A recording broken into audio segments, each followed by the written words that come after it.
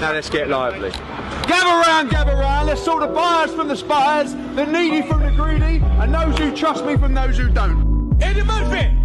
Fuck you! Get the fuck out of here! Man, you fight with nobody. Best of all time, and before time was even created.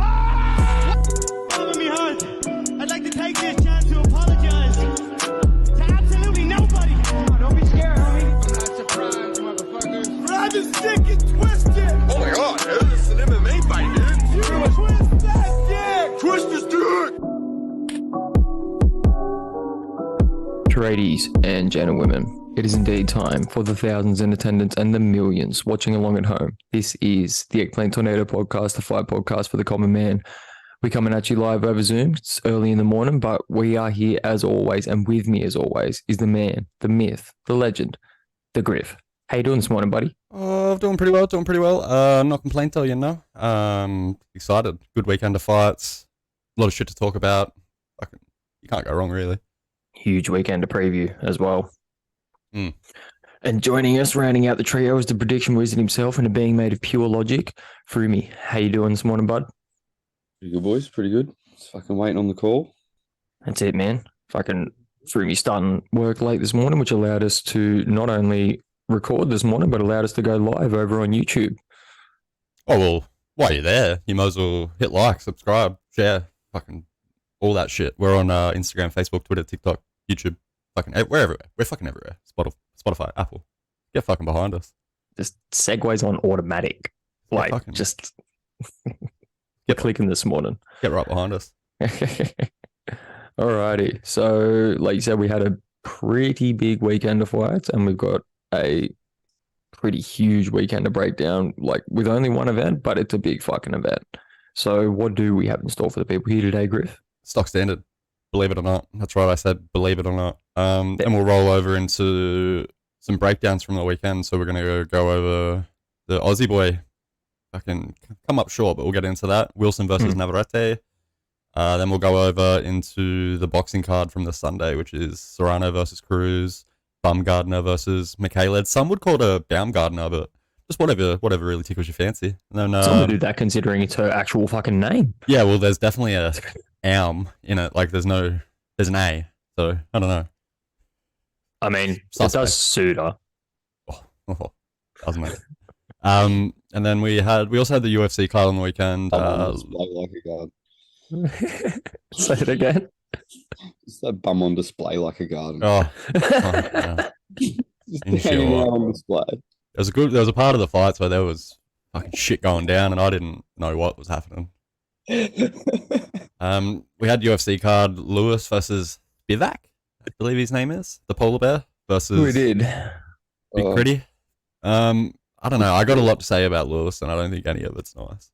That's going to be an interesting conversation. Yeah. This weekend we've got UFC 284. Pretty stacked card, to be honest. But the main event look like it, but it actually is. It's a fun card, man. Like, even some of the prelim fights are pretty fun. So I'll have to pull that up so I can fucking actually know what I'm talking about.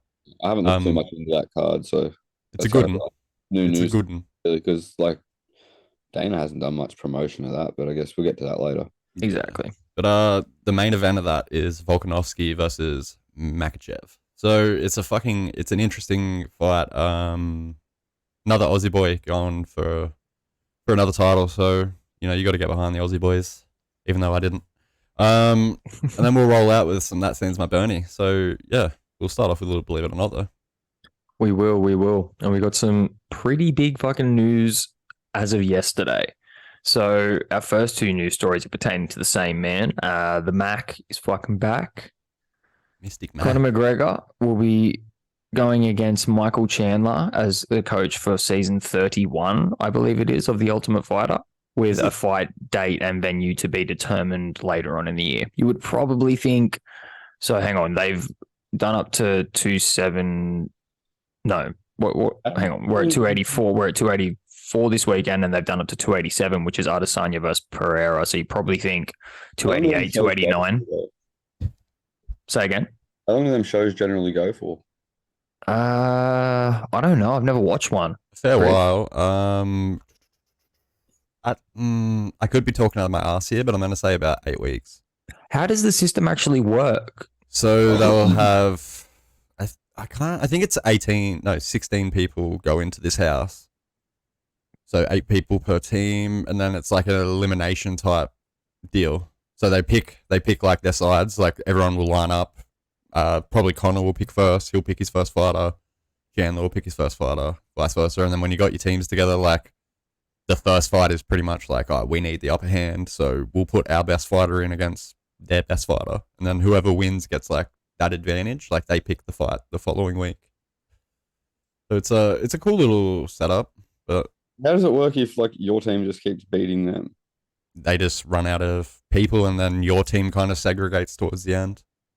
Oh, right, yeah. So yeah, so you could have like, yeah, Connor could just pick a mad team, or Chandler could pick a mad team, and then their team kind of have like a whitewash, and then it's like Chandler's team versus Chandler's team in the final. Yeah, right. But this is Connor's second time coaching. He coached against Uriah Faber a couple of years Yeah, he back did. now. But this is going to be real interesting because you can imagine Connor's going to come back as like the villain, and Chandler's Chandler. Like he's like the nicest person in the world. So it's just going to be a fun back and forth, I feel. It's going to be very interesting. I don't think Chandler's intimidated by Connor in any way. I don't think Chandler's intimidated by fucking anything. No, you wouldn't be. Look at the size of the cunt. Mm. Like But, when you walk around looking like that, it's just like, who the fuck are you afraid of? And then more to the point, when you could just like grab that person by the torso and just slam them into the concrete. Yeah. He doesn't even like to do that though. He just likes to fucking throw hands. Yeah. It's just so strange because he's got a good wrestling like pedigree. Like he's not going to go in there to fucking like try and take McGregor down and fucking wrestle him. He's going to go in there to try and knock him the fuck out, and everybody knows it. Yeah. It's interesting because like, Especially the first rounds are very interesting. oh fuck yeah, Because because like they're so explosive, and McGregor's coming back from how long out now? Like 2 years, something like that. yeah, you can spar, but like no one in sparring is going to come at you the way Chandler's exploding in them first, 3 minutes, 4 minutes. Yeah.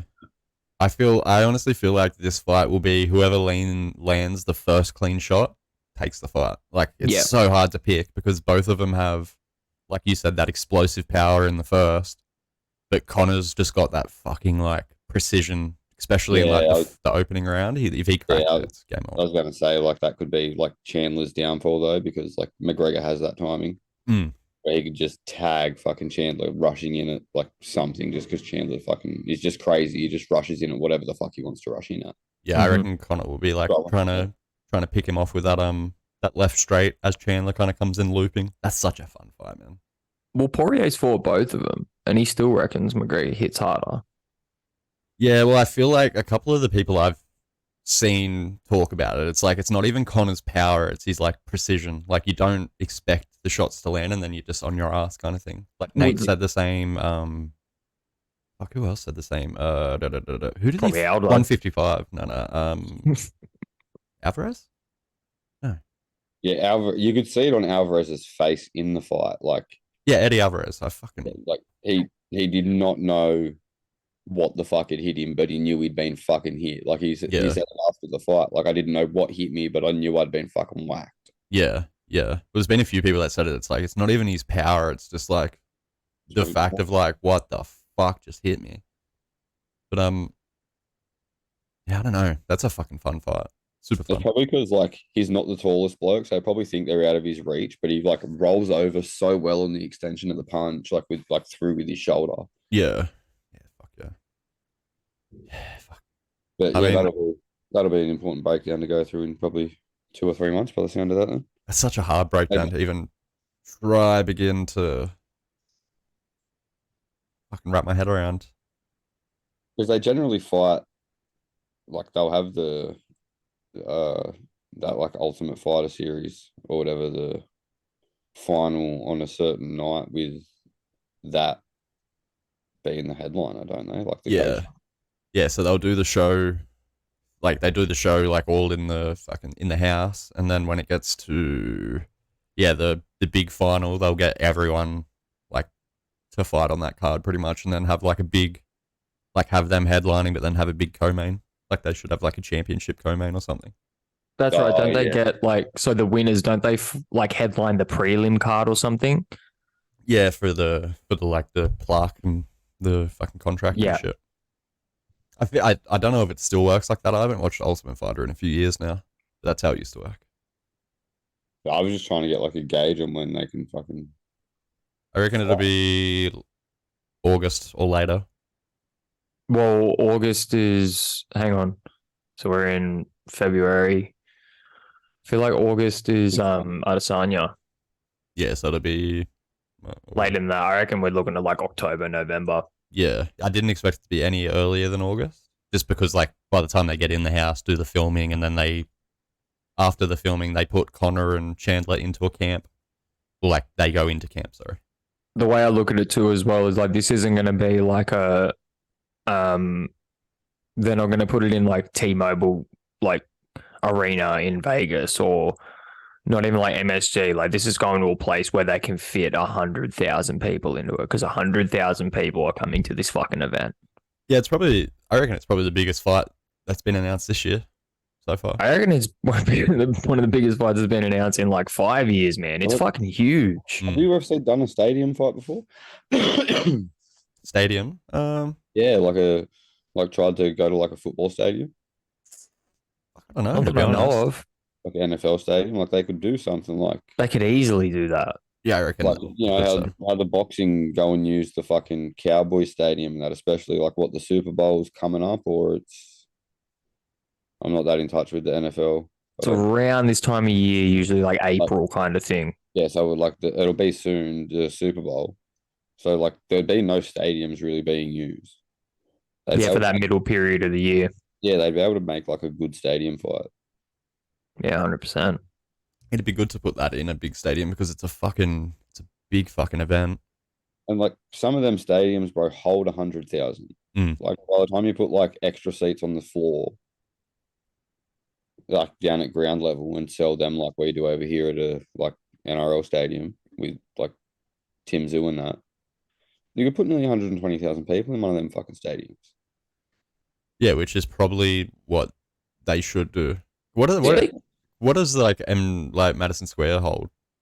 I think it's 20 or 30,000. Like yeah. So it's big, but it's not fucking huge.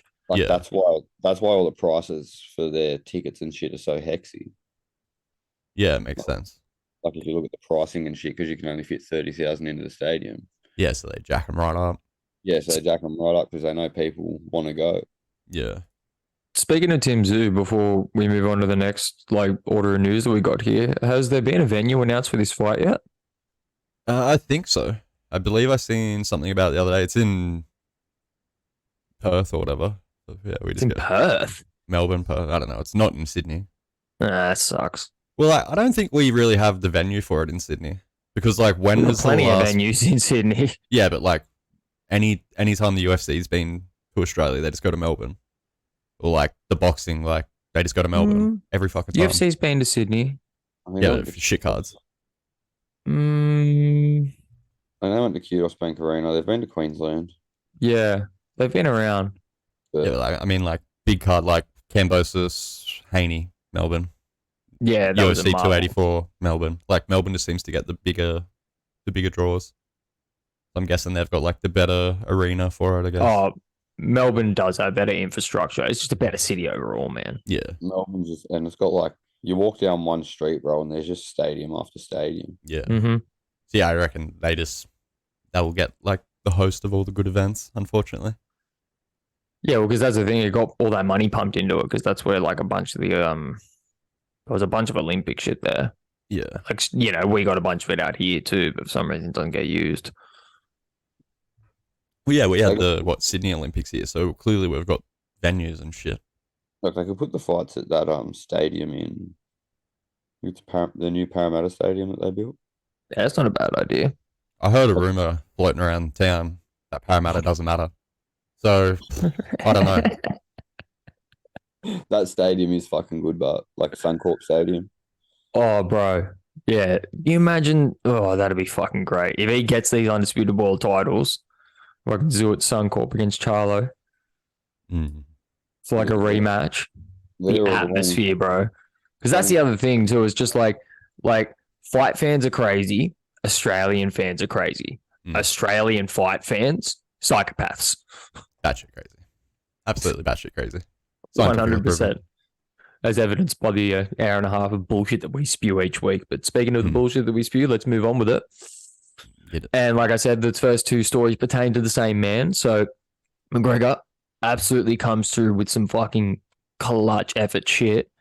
So Eddie Hearn was talking last week about how he's trying to organise this Taylor and Serrano rematch on Twitter, and that Croke Park in Dublin is where they want to have it, but Croke Park in Dublin being, you know, like a soccer stadium, and the fact that they're going to have a boxing fight there. As I just said, Australian fight fans might be pretty rowdy, but I can imagine Irish fight fans are probably twice as bad. The rowdiest. There is a $500,000 security fee for Croke Park. And Eddie Hearn was saying, like, this is how it is. Like, we don't know how we're going to be able to pay this. All of a sudden, Conor McGregor just pops up on Twitter and says, I'll pay that shit. What a man. Eddie Hearn turns around and says, get him, like, oh, I mean, your DMs. Like, you know, like he was thirsty for it. But, your wife. So, as of yesterday, like, at the conclusion of that fight, it's pretty much been confirmed that, yeah, Conor McGregor is going to pay this $500,000 fee so that Katie Taylor and Amanda Serrano can fight at Croke Park in Dublin, which is just a fucking dope thing to do. Well, it's just like just supporting your fucking countrywoman, you know? Like, she's not getting the recognition she deserves, like, and that cunt is just like, oh, fuck it. Here's fucking $500,000. And, like, he knows Eddie Hearn's, like, you know, good on his paydays for his fighters, and he's like, I've seen like videos of them talking before, and he's like, you better make sure she's making her money, like. So I feel like McGregor's like doing his bit to help her make her money too. Like, little Griff speculation here, boys. Just a little one. Where his mouth is. We could see Conor McGregor on a DAZN card in the future. Scratch my back, Eddie. Scratch yours. I reckon that's the conversation they're having. Because Conor's always said that he wants to fight for a world title. To some degree, and I feel like not against Mayweather, but against just a kind of shittier world title holder, he might fucking stand some kind of hope. Oh, there's legitimate, well, not legitimate, but there is people that hold world champion belts in boxing that Conor McGregor could outbox quite easily. He would come back at like 154. Conor, like he fights at lightweight, 155 in the UFC. Yeah, jump over to 154 like in boxing. But that's the thing as well. There's more fluctuation in boxing too. He could just go to 160 and just be comfortable. Yeah. And if you went to if you went to 154, you got Crawford and that about to move there, so probably just had punched in again. Yeah, so there's not a huge amount of competition at 160. Like, yeah, Triple G's there, but he's not going to be there for much longer. But I reckon that could be a potential in the future because dude, that's a mad money fight, to be honest. Yeah. Conor doing boxing after the Floyd fight, it's going to sell, regardless of, as long as he gets put in there with like the right opponent where it's like, oh, this could be an interesting fight, it'll sell.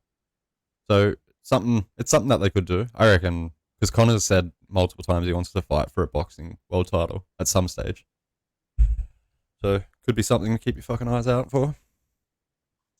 Imagine in 2 years we're looking at Conor McGregor versus Jake Paul for like a vacant 175-pound title. I wouldn't be surprised, to be fucking honest. I've seen crazier things happen. Yeah, but so like that rematch has been completely announced. WBO will just slap one on him. Say again? I said we won't even need to see that, but the WBO will just slap one on Conor like they did for Jake. Like, we don't see that fight. You get a belt. And you get a belt. Yeah, it's fucking world boxing Oprah. Yeah, it's just fucking ridiculous. Crazy, man. But yeah, that's a whole lot of fucking money to throw up for an event. So props to him because it's like we already know that's going to be a fucking cracker. I can't wait for that fight, eh? Who do you always see taking the rematch? Taylor or Serrano? I'd go Taylor to outbox her. Yeah. I'd say Taylor to probably just fight the smarter fight this time around. Yeah. Like not get kind of guided into like the dogfight that Serrano made it last time. That's it, because that's where she nearly sort of had her. But yeah, I reckon Taylor will just box her apart. And then you got to assume that this undercard's going to be massive as well. So wait, what belts are they fighting for? Taylor's belts, or are they fighting for all the belts? Taylor's belts. Okay. I reckon they should do like a fucking meet in the middle and just fight for fucking all belts. Well, that's where Baumgardner is. So Serrano's at 126, Taylor's at 135, and Baumgardner on the weekend is now the undisputed champion of the 130-pound division. Yeah, I don't mean like fight for them belts. I just mean like meter to catch weight fight for. I don't fight think for all it, 10. I don't think they can, unfortunately. Well, I wish it worked like that. That'd be dope. Can we just have one like put on weight or cut weight, fight for all the belts at that division, and then just have a rematch, and we'll flip it around and go back up to the other weight. I mean, I don't think I'd watch them Taylor's fight every capable weekend. of making 126. No, she's a big girl, eh? Like, Yeah. like a solid girl. I mean, yeah, like Serrano would obviously like cut kind of thing and like had like rehydrated and wouldn't be properly rehydrated as to what she would usually be on the weekend kind of thing. But you can see the size difference in between them. Yeah. I don't think Katie Taylor would do the extra. Like, I don't think losing an extra 3.5 pounds would be hard for her though. Oh, it's more than that. She's at 135. Serrano's at 126. Right. It's like it's like 9 pounds. Yeah, right. I thought So it's a couple of kilo. Yeah, I just reckon her body frame wouldn't allow it. She's got like big shoulders and shit, like big upper body. Yeah. It's like 4 kilo, I think. Yeah. I mean, fuck. I'd watch them fight literally once a month. If they were like, oh, Serrano versus Taylor every weekend for the next year, I'd be like, fucking, let's go, lads. Get the fuck off. Legit. Just like a Vegas residency where they just punch on once a month. Yeah, fuck Yeah, that'd be the shit. I don't know. That'd be the tits. Bro, that's a brilliant idea. I'm just gonna go say bye to the. Yeah, we'll pause her up. Oh, yeah. Oh, Well, well. let me. Did we pause or not? No, because we're streaming anyway, so. All right. I had a point to bring up. I hope I don't forget it. I seen a thing yesterday. What's Nico it about? Walsh versus Nikita Zoo. Something Ooh. Nikita Zoo. Okay. Let's Nico talk about. Ali Walsh versus Nikita Zoo. I don't like that for Muhammad Ali's grandson. I was saying the thing. Apparently, Ali's grandson is interested in it. So That's a terrible fight for Ali's grandson. Let's be real. Are they at the same weight? Yeah, I think they would be. I'm pretty sure they would be. Ali Walsh is pretty big. I'll leave you with that to discuss because it was on my mind and I was thinking. Yeah. Well, yeah. Well, what is Nikita's at welterweight? So wait, did we not pause? No, because we're streaming anyway, so I just left it. Yeah, Nikita's at welterweight. Let me look up this I don't know what Nico Ali Walsh fights at. I think he might have been at super welter. I think he's at super middle. Super middle. We're just gonna have a quick look into that, ladies and gentlemen. While we've got this quick second, like we've said before, you can find us YouTube. Middleweight. So he's Middleweight. 154. No, 160. Yeah, they could meet, I reckon. I I feel like think Nikita's probably capable of putting on that weight. I feel like Nikita's getting bigger and bigger. Like you watch him through camps and shit, and he's just putting more muscle on and shit. That man's got a fucking he looks like a Ninja Turtle, bro. Like he looks like he's got a shell on his back, Nikita. Love it. Hey, his muscle structure is just crazy. Me and Grave were talking about it recently, and we were both saying that we reckon he's probably the more dangerous out of the two. Like Tim and Nikita, we reckon Nikita's probably the better boxer. His nickname is the Butcher. I don't know if that's from. Do you follow him on Instagram? No. Shout out Nikita Zoo on Instagram. All he posts is boxing shit and steak. He just cooks steak all the time. But then you go to his bio and it just says, not a butcher. So I feel like it might play into some along the lines of how much he actually loves cooking. Yeah, and hurting people. And definitely hurting people. Yeah, Nikita Zoo, not a butcher, no limit boxing. He's got some, well, I'm just going off track here, like unfight related. He's got some beautiful dogs, man. He's got a Frenchie, he's got a Husky. I don't know what the other one is, but it's fucking beautiful. I swear, that's just like the way to Griff's heart, eh? I could hate you as a person, but then you just have mad dogs. I'm like, he's alright. He must be alright. I don't mind him, he's got cool dogs. Oh, fuck. Yeah, I feel like they could meet and go after it for sure. I don't like that fight. After watching Nico fight on the weekend, I really don't like that for him. Because he was getting tagged up by like a slow, chubby dude. But like, he was just lucky that this dude had no pop in his punches. Whereas like Nikita's going to punch through his fucking face.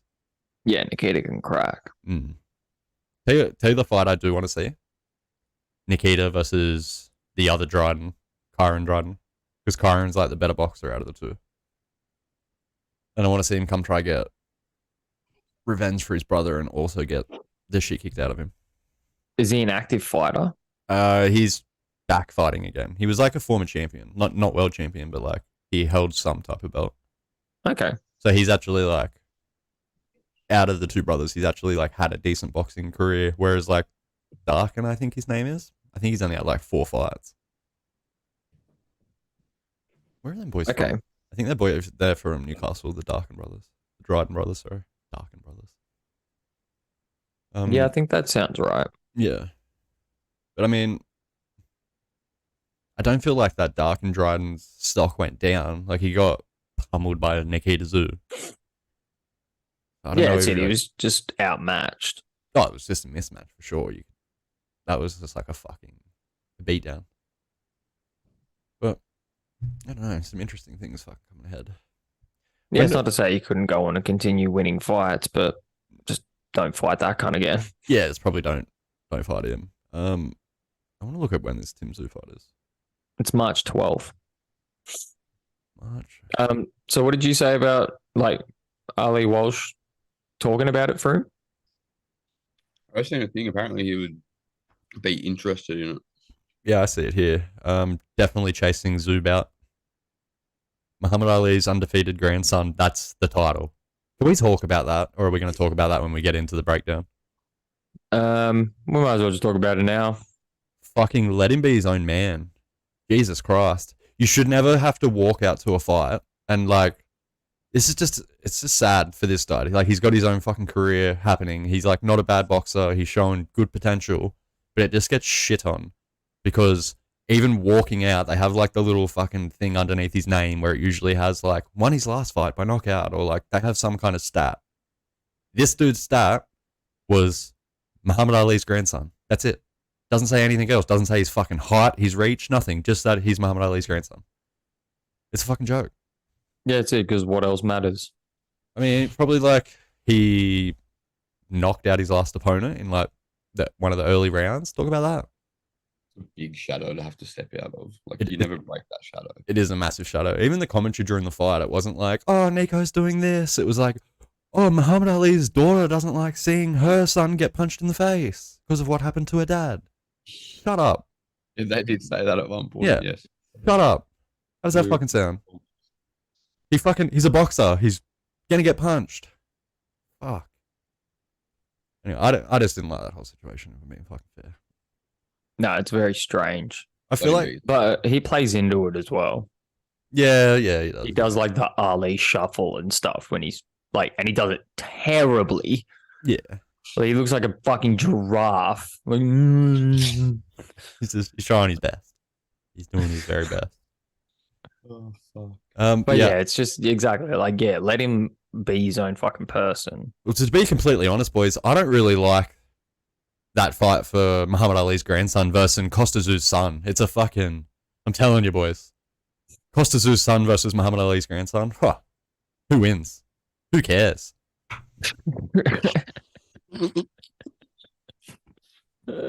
I care. Nikita wins all day. Oh yeah, 100%. I reckon he's probably got that in the bag. Do you follow Nikita on Instagram, Froome? I don't even have the gram.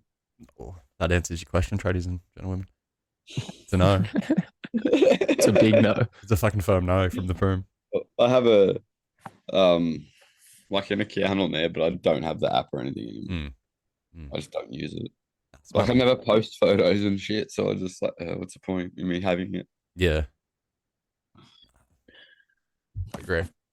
I just fucking share really harsh things to my story. That's about all that gets put on my account these days.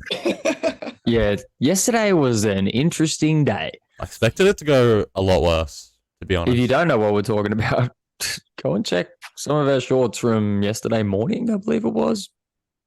Let's just I don't know where they end up on TikTok, but I know there's like they were like yesterday morning on YouTube and Instagram. Wait, Carlo, don't you go looking though, because we don't need you breaking your pussy again. Yeah, you might have heard it. Some pretty harsh comments in there. But anyway, moving on to something that I thought was a little bit confirmed during the week, but I've seen some other news afterwards saying that it's going to be fucking delayed again, so who knows? But Usyk and Fury is slated for April, and apparently the favoured venue is Wembley. So I'd seen a lot of stuff in the previous week saying that it's most likely going to go to Saudi Arabia due to the money that Fury wants for the fight, but apparently there's some problems going on there. Not like... There's money for that fight in the UK. There's definitely money for that fight in the UK.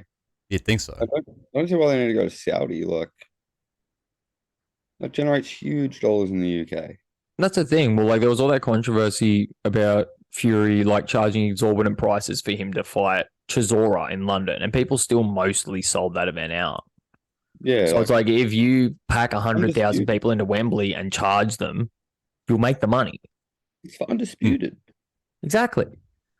Like, And it's a fight that everyone's like intrigued in. Like, can fucking Usyk overcome the size and use his boxing skill to get it done? Like, yeah, and like being in the UK, it doesn't play in an advantage to Fury either. I don't feel like No. Usyk's been there before plenty of times. well, like even where did Usyk and Joshua fight?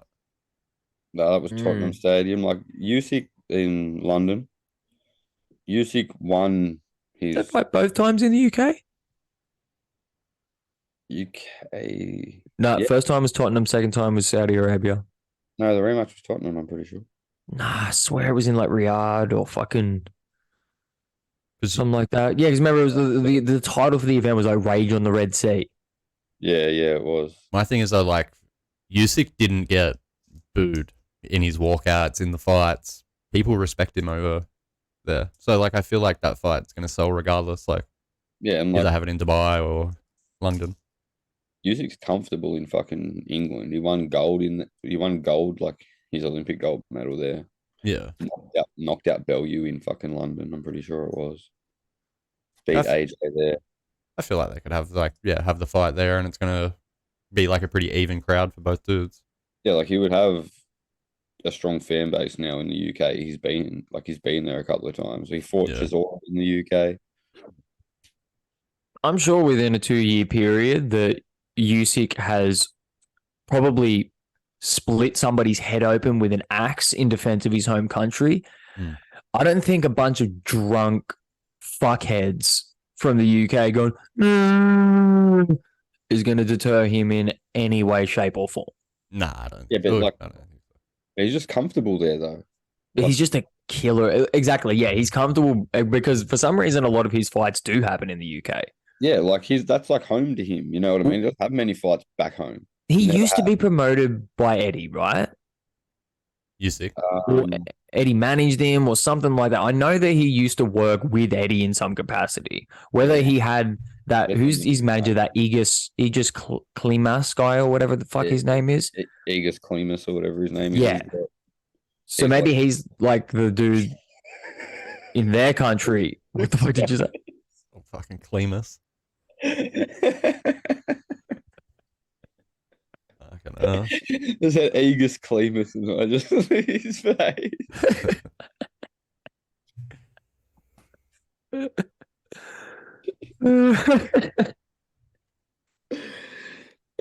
It's not even a joke. That's a beautiful name. Fucking beautiful name. Oh, fucking hell. Probably one of the best. But yeah, so like maybe he sort of manages like everything that Usyk does and then like liaises with Eddie to actually, because I'd never seen him before. Like obviously he's been around, kind of, he didn't just like come into the picture all of a sudden when he started fighting AJ. Yeah, no, that's his manager. Oh, okay, right. He must be like a bit of both kind of thing, and then he obviously works with other promoters to like co-promote on shit. Well, he's like Usyk's English voice. Right, because I've never seen any like in the sense of like you get all this shit with like see how like Eddie and fucking like Bob don't like each other and Bob and Al don't like each other and like all of this kind of fucking shit. You never see that with Usyk, but I've never actually heard like who his actual promoter is. Like what banner is he under? I think it is that Klimas bloke is like his manager and promoter, but like out of like Russia, I think. And then he just links with Eddie practically on all of his fights. Right. Because as far as I know, he's not contracted to anybody. Yeah, no, I think he's just got that Aegis Klimas contracted. Like he's just contracted with him, I think. I'm not 100% sure. I could be talking shit right now. I don't know. Usyk But, like, probably makes a lot more money than what we think he does. yeah, because that bloke does all of like his talking pretty much. Like he'll go and do interviews on Usyk's behalf and shit. Like he'll sit there and he'll just start spilling the beans about like what's going on. That's pretty good that Usyk's only got to pay that one Cletus dude. That's heaps good. Yeah, well, I think that's all, and then whoever promotes his fights gets a cut or whatever. I'm not sure. That to me is how it appears to like work from the outside. I haven't looked into the finer details of his career. Yeah, you never really see too many people around him. Like he's generally got like a small team.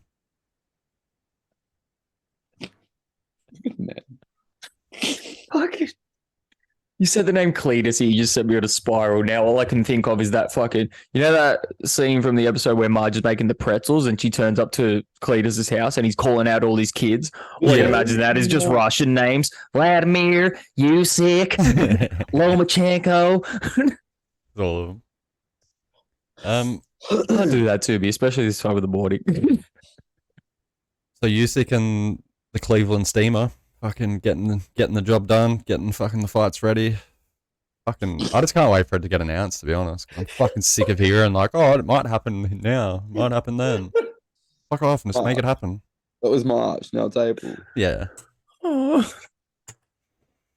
How am I supposed to be a serious newscaster with this kind of adversity? I know, Ned. I know. You're fucking telling me about it, bro. Oh, he's cunt. All right. Well, speaking of fights that we know are going to be in the UK, AJ's comeback is set for April 1st in London against Jermaine Franklin. I wrote it down specifically. Go for it. Speaking about comebacks, there was a special lady once, and I'm pretty sure a bit of a splash of cum landed on her back. I don't know. I haven't watched the footage, but it happened.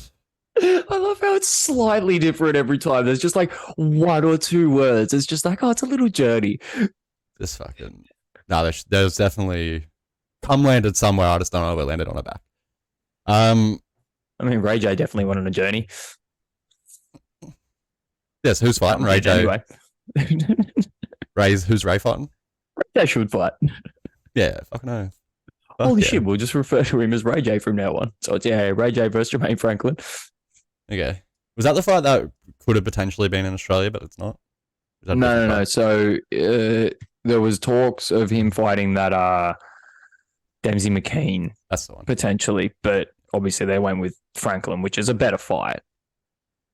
When are you getting into training camp? He's ready. We've been on Zoom so much, I forget he's there. He's under the table doing fucking sit-ups right now. He's ready. Better be careful, Ray J. Franklin's coming for blood. Well, we seen something from Franklin yesterday saying that he told Eddie Hearn to tell the judges to take the night off. Yeah, because he's gonna get knocked out. He knows it. Yeah. Eddie, fucking pre-book that fucking bed in the hospital for me, or what? Yeah. AJ's gonna fucking punch my fucking head into the fucking rafters. I feel bad for that dude because you can know AJ, like, look at what happened at the end of his last fight. I'm surprised he didn't pick a Usyk up and throw that cunt out of the fucking ring. Oh, that's something that I've totally forgotten about until just now. The fact that Joshua turned into a raging race psychopath at the end of his last match. Yep. R.I.P. Jermaine Franklin. You gotta imagine he's carrying that same hostility into camp. Yeah. Like he's just got a chip on his shoulder, like, I gotta fucking kill this dude to get my shot back. So we'll see. I don't like that fight for Franklin at all. Well, we've had the conversation like probably a million times before in this podcast and a million times again in real life. He needs that fucking attitude if he wants a world title again. Yeah. He needs that, like, just the spark in him, you know? He just needs to understand that he's not a boxer. No, yeah, he's a fucking puncher. Exactly. That's what got him to fucking world titles. And yeah, there's things that you can do to make your punching more, accessible and more precision and things like that. But at the end of the day, you need to just fucking bully people because you're a 6'6", 240-pound man. Black man at that.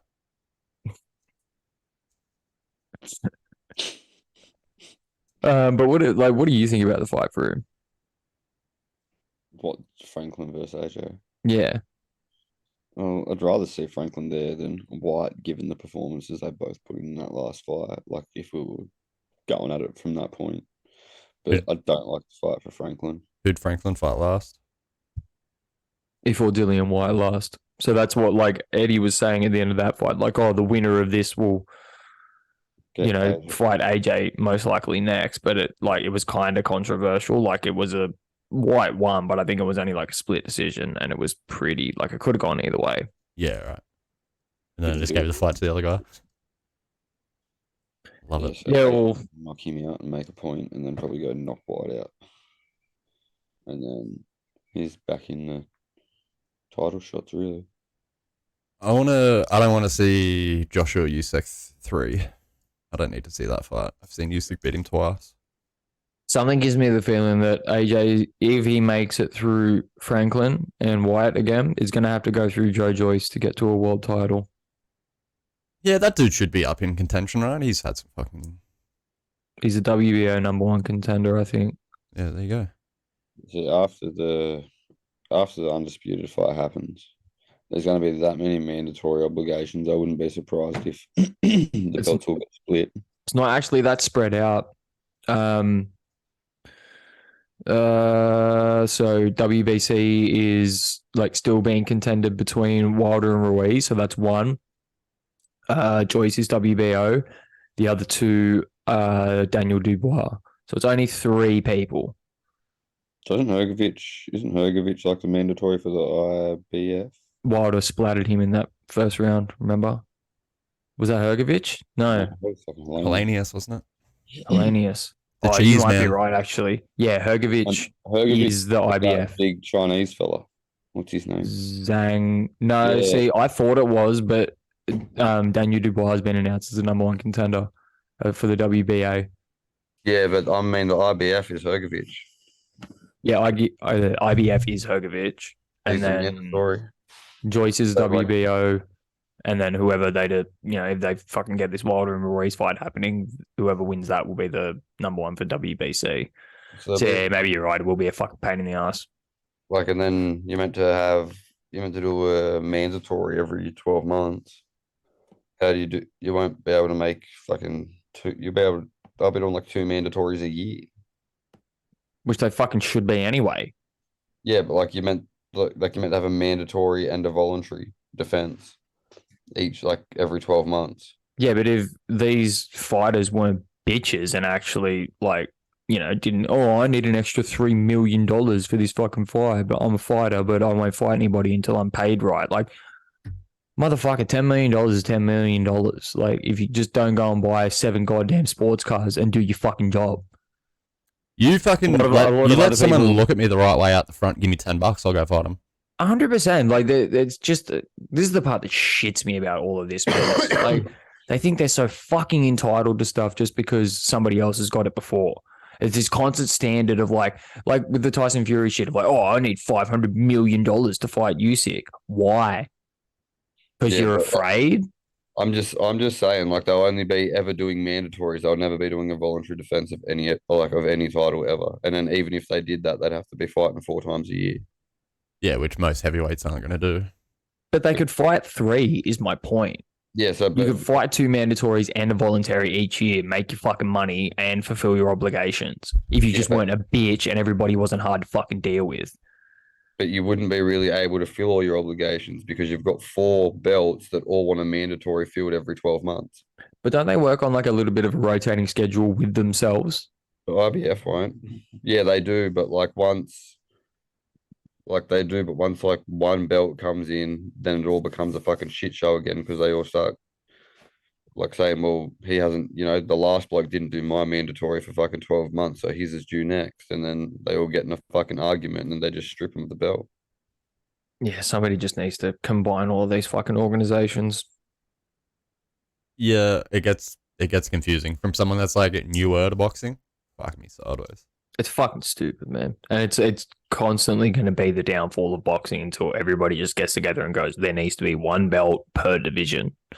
That's it. Because then you're getting all the. It's not like, oh, I can go be a world champion and avoid this guy. There's none of that shit. To be a world champion, you got to fight the best. And here's the thing, too. I've actually thought about this, right? The problem between it is the fact that all of these sanctioning bodies turn around and then go, well, no, because then I'm not going to get money myself, and like they think they're going to be losing out on money. Separate the divisions themselves. So literally, like Teddy Atlas has always talked about, like making a like boxing commission. If that was ever to be put into place, like you just say, like, all right, get the 4 commissioners and then split up 5 divisions each between them. So you have this division, you have this one, you have this one. Everybody gets like a big earner kind of thing, and then it goes down from there. So everybody's still making money on their sanctioning fees and shit, but everything's rolling around more. There's only one fucking belt. Everybody's working towards the same fucking goal. You're not having like, it's just ridiculous, man. It's actually gotten a slight bit better in the last couple of years because we've had, like, how many undisputed champions do we have at the moment? 3, I think. And there's a potential for like a couple more. You got what? You got Canelo, Charlo.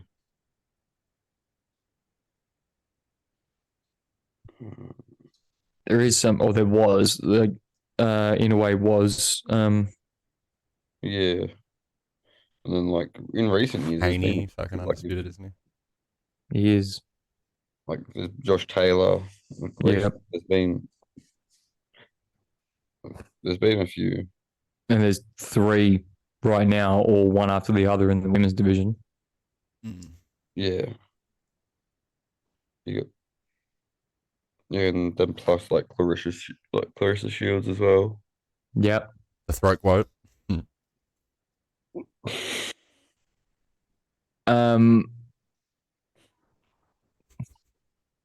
Yeah, so we got like way off traffic here, but fucking, I don't know. It's like I said, it's constantly going to be the downfall of boxing until somebody gets their fucking head out of their ass and either starts getting these people to fight more than once a fucking year. Well, just like, even if all the organizations did what the IBF did and be like, oh, you want to fuck around? Give me that fucking belt back. I like that whole concept. It like kind of like stops the fighters from doing that. Like, oh, I'm not fucking signing anything till I get bigger contract, because I'll just be like, well, fucking give it here then. We'll go give it to someone that fucking wants it. Is it the IBF that does that? Yeah. Yeah. Yeah. They've pretty much got this long to do this. I like their concept. I feel like if all the organizations kind of had that same mentality, it'd make divisions like not stand still as much. That's for sure. Because yeah, fighters just know they're like, oh, well, fucking, I can just fucking hold off. This guy will go fight someone else, and I'll get an easier fight. Well, speaking of fighting someone else and getting an easier fight, why don't we move on to some real interesting news that I saw just before we started here. So, Conor Benn's been reinstated, as everybody knows. And apparently, he's looking at a very interesting opponent. Oh, I did see this. For some unfucking God-known reason, Conor Benn's team has been in talks with Manny Pacquiao. Why? I don't understand that at all. But I've also seen like many in talks with like some Japanese fighter. So I don't know what's gonna happen there. I feel like Manny's got to be smarter than taking that fight, right? I seen a thing a few weeks ago. Manny wants to win a world title again or something. Isn't he like 45? Yep. He'd be like the oldest world champion like ever. Outdo George Foreman. Like, it's not against Manny to be able to get it done. I don't want to see him get knocked out again. Dude, talking about Errol Spence and like Crawford, but I feel if they don't sort this shit out, they'll end up moving to 154. And Pacquiao will be able to just come back and Even if he is like a bit of a step behind, he's still dangerous to half of them fucking people in that division. Yeah. I don't like the fight for Pacquiao against Ben though. Fuck, Ben cracks, man. And he's like pretty fast for how much power he carries. I don't know. Yeah, it's just in that fight. It's just not a good fight for a 45-year-old Pacquiao to be taking somebody who hits like Ben. Yeah, and like young, starting to enter their prime. Like, I don't understand it either. I understand like many want to be a champion again, and maybe Ben's like a good like stepping stone in Pacquiao's eyes, but I don't know. That's a dangerous fight. And then if you kind of Ben too, what kind, like, yeah, you're fighting Manny Pacquiao, but he's 45 years old. You don't gain anything from this. No, it doesn't look good. Like, it looks good on your record, like on paper, but like for anyone to talk about, it looks terrible. Mm. Oh yeah, he beat a fucking pensioner. Fucking mad. Yeah, I don't know. But then again, it's Manny fucking Pacquiao. He could just come out and box Ben's fucking face off. Well, you said beating up pensioners, and that kind of just leads me into my next point. I don't know if you guys watched the Bellator on the weekend. Rest in peace, Fedor. Yeah, Fedor Emelianenko retires from MMA after a loss to Ryan Bader, and yeah, he got fucking TKO'd in 2 minutes. It was a bad loss, and Bader actually said during the week, he's like, "Look, man, he's like, I don't want to do this shit." He's like, "But I also don't mind being the fucking bad guy." He's like, "I'm not going to go there and not do my job just because he's who he is." Yeah, yeah. You got to take it as a fight. Like, exactly. But 23 years as a pro MMA fighter. Yeah, he's like probably, in my opinion, probably one of the most well-rounded MMA fighters that's ever been. Like good ground game, good striking, like real smart in the cage. And dude, over 23 years, and for how like the age that he's had and all that kind of thing, he's only lost like 7 times. Yeah, no, he's had a fucking mad career. Not a lot. You look at somebody like Jorge Masvidal, who's only been fighting for like 10 years, and he's got like 12 losses on his fucking record or some shit. Yeah. Fuck you, Jorge. Yeah, fuck you, George. Did you see that fucking, not to get off topic, but did you see that shit during the week? I can't remember whether he was on like the MMA hour or like doing a fucking interview with somebody. And somebody asked him like, "Oh, has there been any like results coming back from like the Colby Covington shit?" And his response was like, "Yeah, his blood type came back. He said he was a little bitch." I mean, wow. Coming from the guy that dog shotted him from behind. You're a fucking child, aren't you? Like a 5-year-old.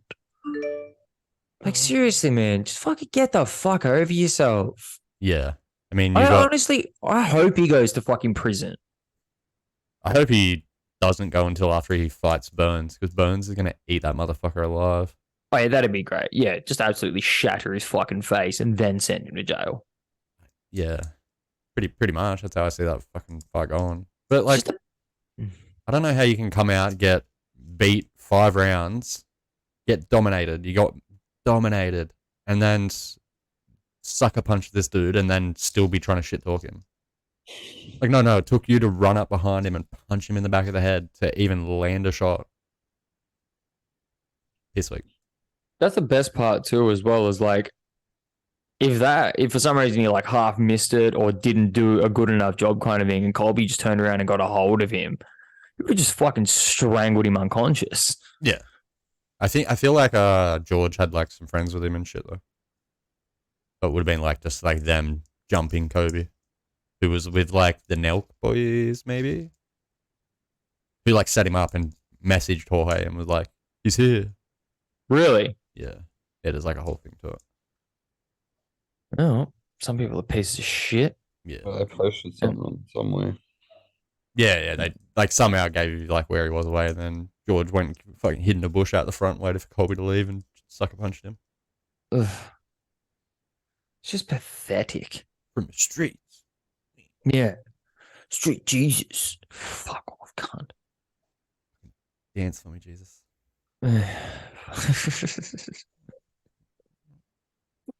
Oh, yesterday was interesting. But I was speaking of Ariel Helwani just before, because like I said, I'm pretty sure that happened like on like some fucking phone call he did to the MMA hour, and he's been in the news a little bit this week. also for being a little bitch. Ariel. Yeah. What's he doing? Do you see this shit about him? Well, like, I can't remember exactly who else he was complaining about. He's complaining about somebody, but he all of a sudden just starts attacking Joe Rogan out of nowhere, saying that... No. Joe Rogan... I did look into this a bit more. Joe Rogan on his podcast, someone was talking about someone saying something a bit skeptical on Ariel's show, and Joe Rogan goes, well, he's just got a way of making people say things. But it was like pretty bad what the other dude said. And then like, yeah, it kind of got turned onto Ariel, like, oh, you made him say it. Ariel was coming back like, no, I don't make people say things. I just ask questions. Yeah, but then he tried to accuse Joe of the same thing. And it's like, by consuming both of your content, like I listened to like 2 Rogan podcasts in the last days, one with Jordan Peterson, one with Lex Friedman. Yeah. I reckon I heard Joe Rogan say about 10 fucking things in about 6 hours of podcast, whereas opposed to you jumping in and fucking, like, what the fuck are you talking about trying to make people say things, motherfucker? Like, speaking of Jorge Masvidal that we just were speaking about before, you had him on your show and were like, pressed him like 3 separate times about him being in prison, and he said, I don't want to talk about it. Then 5 minutes later, you asked him about it again and tried to get him to talk about it. That's good journalism right there, in my personal opinion. That's being a hypocrite right there, is what that is, and not knowing what you've actually done in the past. I don't like I'm kind of on Team Ariel here, just because he's in mad beef with Dana and whoever the fuck else Dana is like accompanied with, and unfortunately that is Joe Rogan. So Joe Rogan is going to stand by Dana regardless, but I'm sure like Rogan and Ariel would probably be good fucking homies if like Dana wasn't in the picture. I don't know. I'm torn on that situation. I don't know. He just, like, he's good at his job, but he just gets to me sometimes.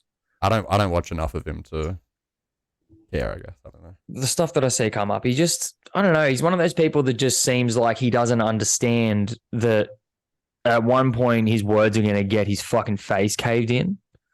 And it's like, especially with the people that you talk to and you provoke, like, that's the thing about like Rogan, especially, like, he could kind of say whatever he wanted to because he was a fucking national kickboxing champion. It's like, I don't think you've ever thrown a punch in your life, Ariel. No, and Joe Rogan's also a black belt, so he could just exactly just like it's like I feel like he lives in this fucking universe of like, oh well, I am who I am, so nobody's gonna do anything to me. It's like, motherfucker, you deal with some of the like most demented people that have found a fucking like an outlet in fighting.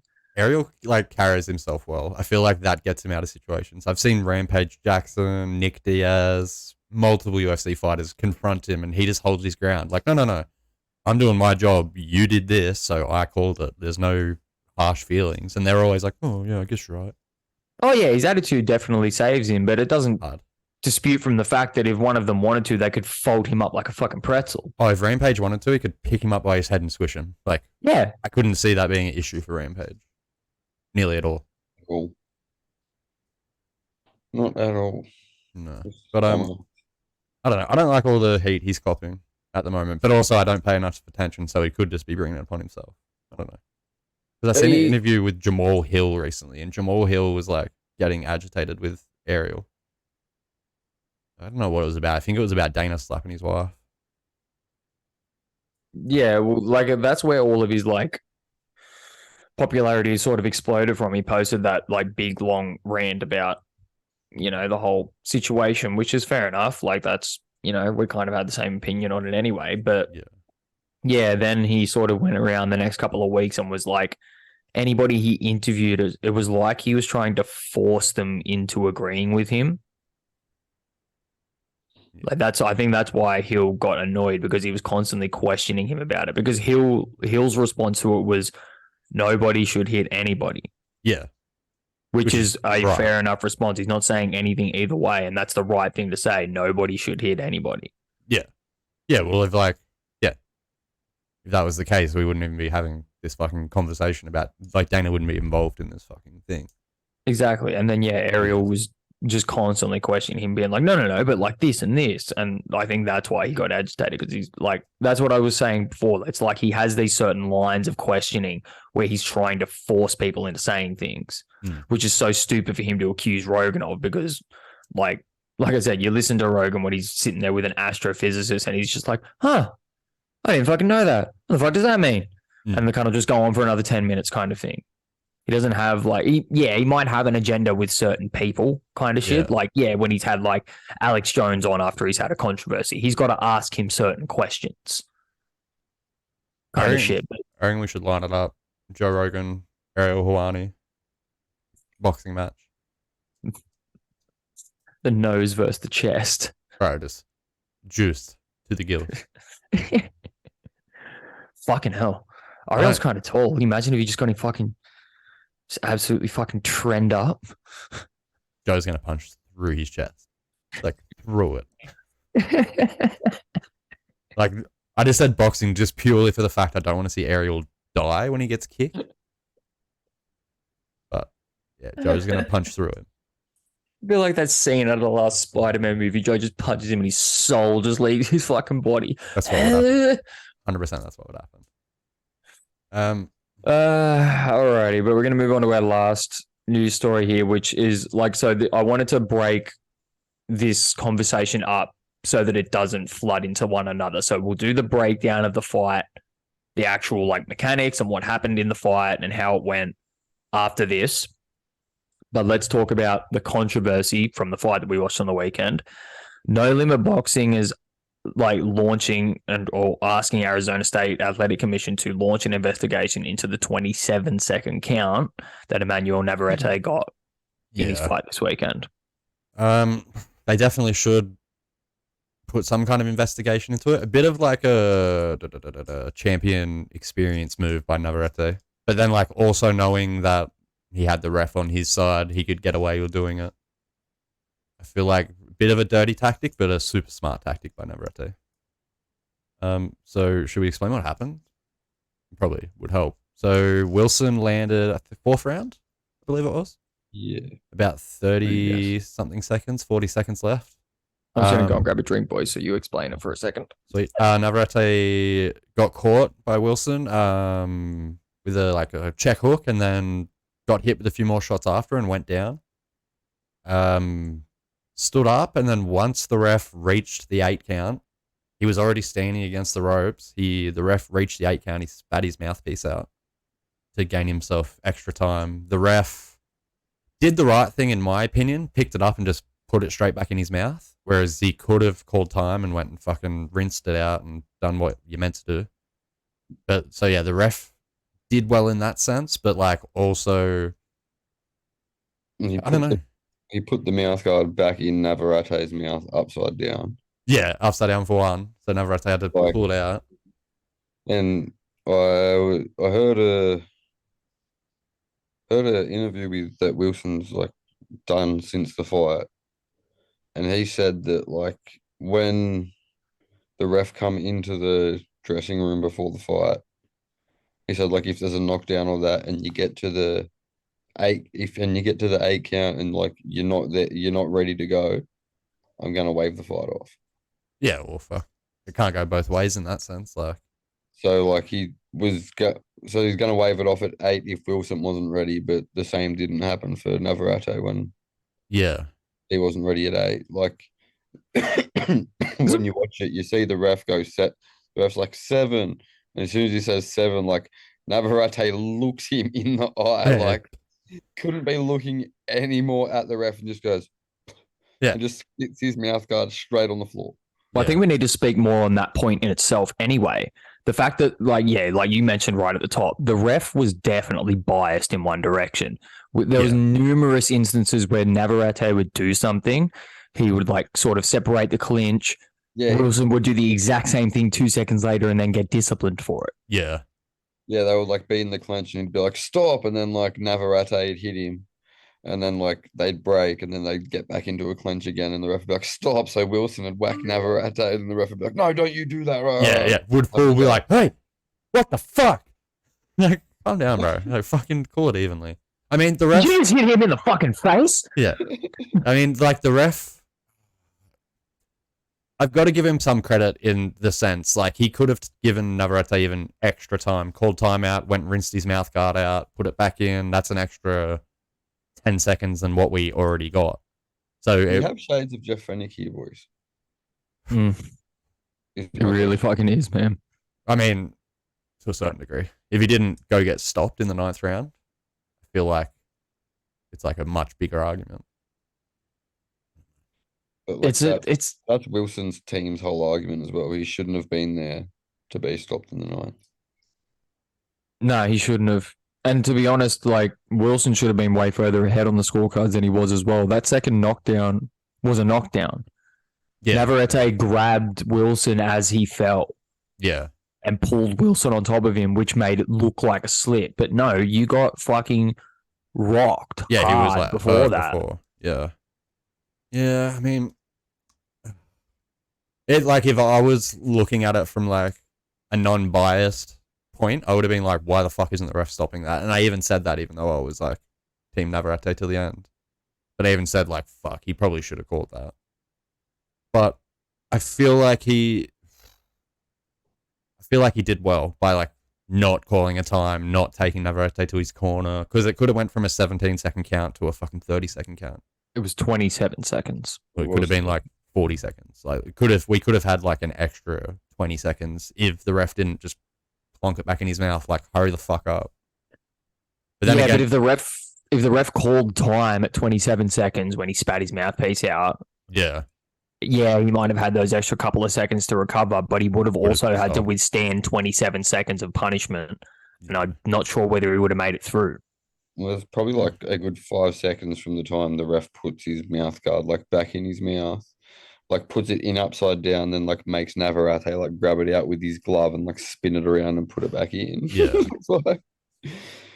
It's fucking weird. I mean, I'm glad my guy got the belt, but at the same point in time, like, there's so many people watching this shit, and to just allow that type of shit to happen gives boxing such a fucking bad name. Like, it's already copping a bad name because of all the, like, the corruption and, like, the shit judging, like, everything. And then this shit happens. And it's like, oh, this guy's not meant to win the fight, so he's just got... Not only does he have to fight Navarrete, who's a dangerous fighter, but then he's got to fight the ref, he's got to fight the judges. Like, should Aussie fighters just start boycotting top-ranked shows? And just not fighting on them?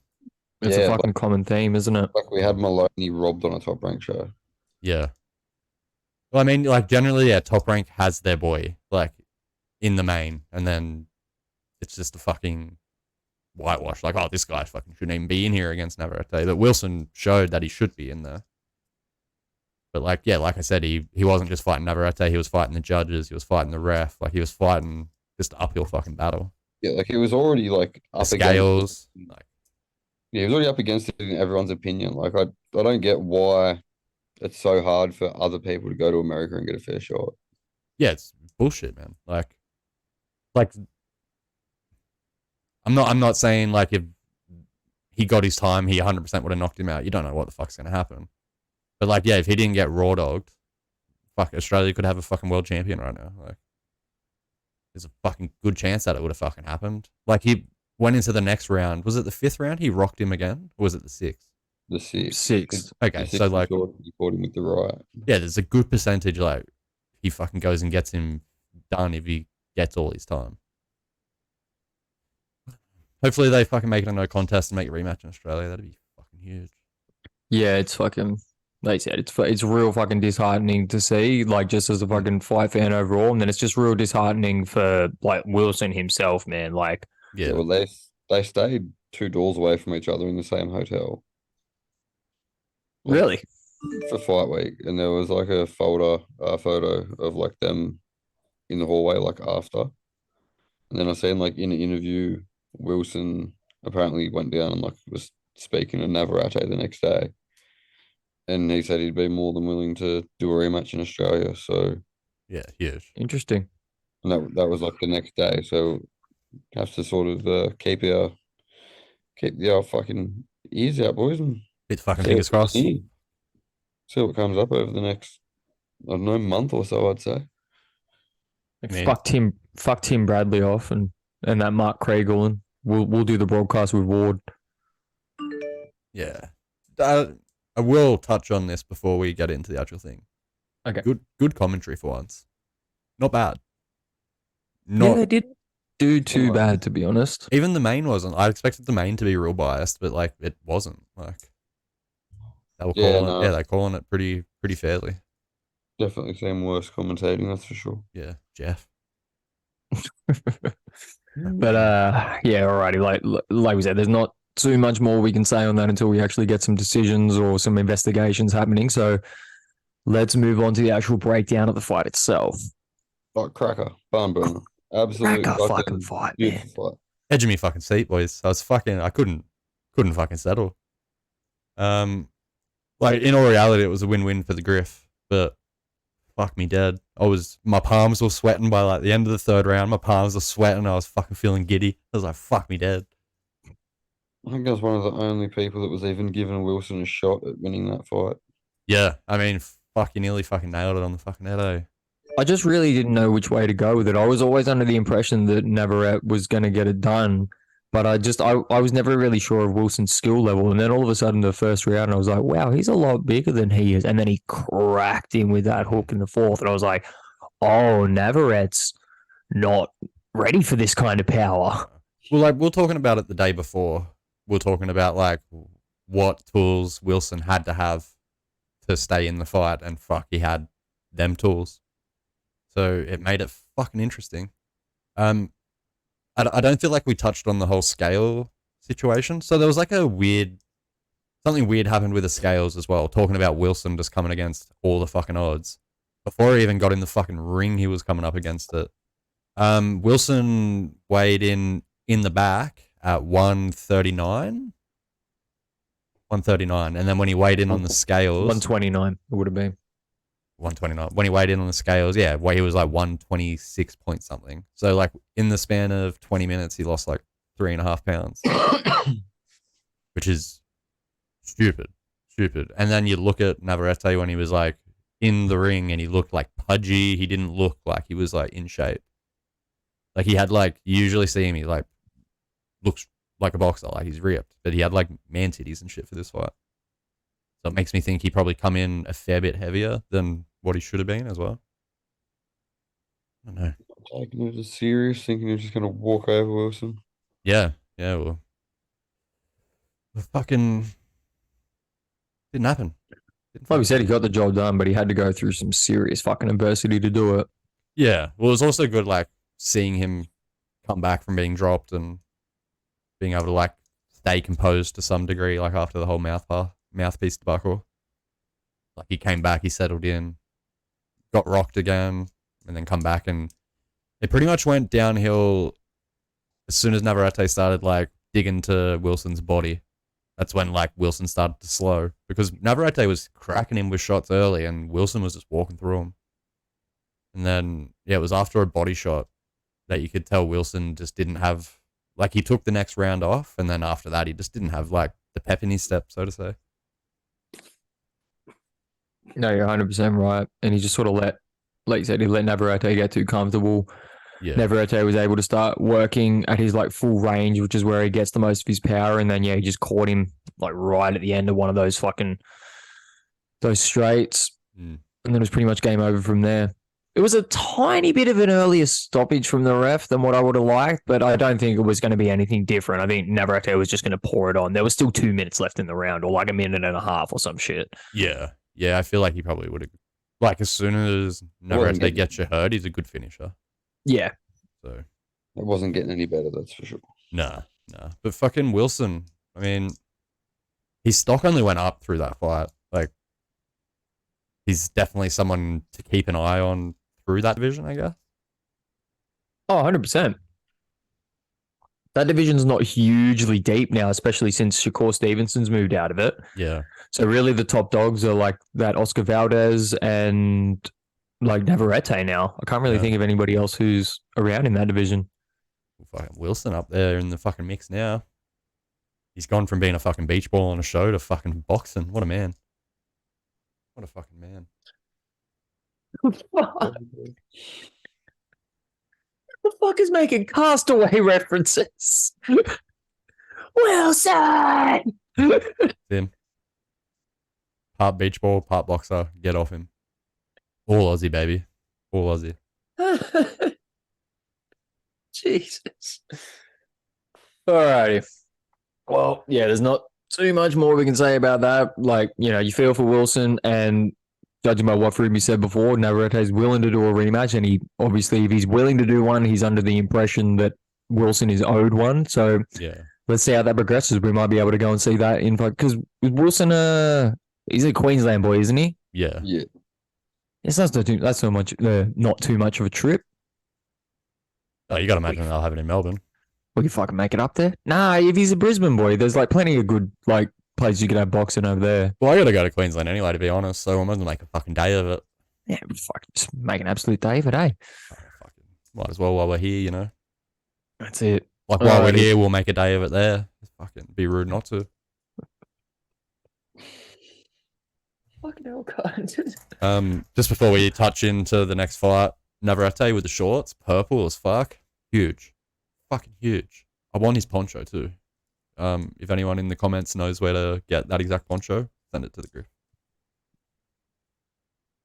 Just that specific one with the sweat on it and all. Yeah, I want to sniff it. Smells like fucking victory, boys. Try and gain some of his powers like Space Jam. No. Say what I don't. Alrighty, well, let's move on to the fights we watched yesterday. We did a fight companion for. Should we quickly speak on Skye Nicholson first before we get into these two fights? Fucking 100% we should. What are you talking about? Surprised you haven't brought it up already. Oh, I've been waiting. So the main attraction, she wasn't in the main event, but the main attraction of the fucking show, she got put in against someone that she needed to go against, I feel, who was like kind of sloppy, unorthodox, just made it an ugly fucking fight. But it was good for Skye, I feel, to get that experience out of the way now. Wasn't a pretty fight to watch. Skye did well. I'd like to see her have more pop on her punches, eh? Like, I'd like to see her bulk up a little bit. She's still only young. Yeah, I reckon, yeah, she'll feel it. Like, from her last fight to this fight, she's, like, bigger in the upper body. Like, a little bit. Not heaps, but a little bit. I'd like to see her throw more straight punches. I feel like when she was rocking that other chick, it was when she'd get, like, a nice 1-2. Instead of just, like, kind of doing that check hook lead around and then trying to just keep that happening. She's got a real long upper body, so she needs to use that leverage to gain that power. But when she stepped into some 1-2s and you could see the other chick was like, fuck, like, they actually kind of got her attention. Whereas, like, the check hooks and that were just like, it looked like she was hitting it with a fucking pillow. It's the same way I've taught you to punch. It's like, yeah, you obviously have more innate punching power kind of thing than what a woman might have. I'd fucking hope so. When, like, the difference in between, like, if you wing a shot as opposed to if you hit it straight at your full length, that's when you get the most pop on your shot. And it's the same for her because she doesn't have that, like, particularly, like, big, like, muscly build. Like, she's kind of stringy kind of thing. But if she was to be, like, sort of, like, you know, using that momentum of her body, like hitting with that long jab and fucking coming all the way through with the straight. Exactly like you said. It's the only time that she was really rocking her because she was catching her with check hooks literally every 10 seconds that weren't deterring her whatsoever. Nah, they'd literally just reset her because she would, like, kind of twist around while she threw it and the other chick would just have to reset and then head down, in she went.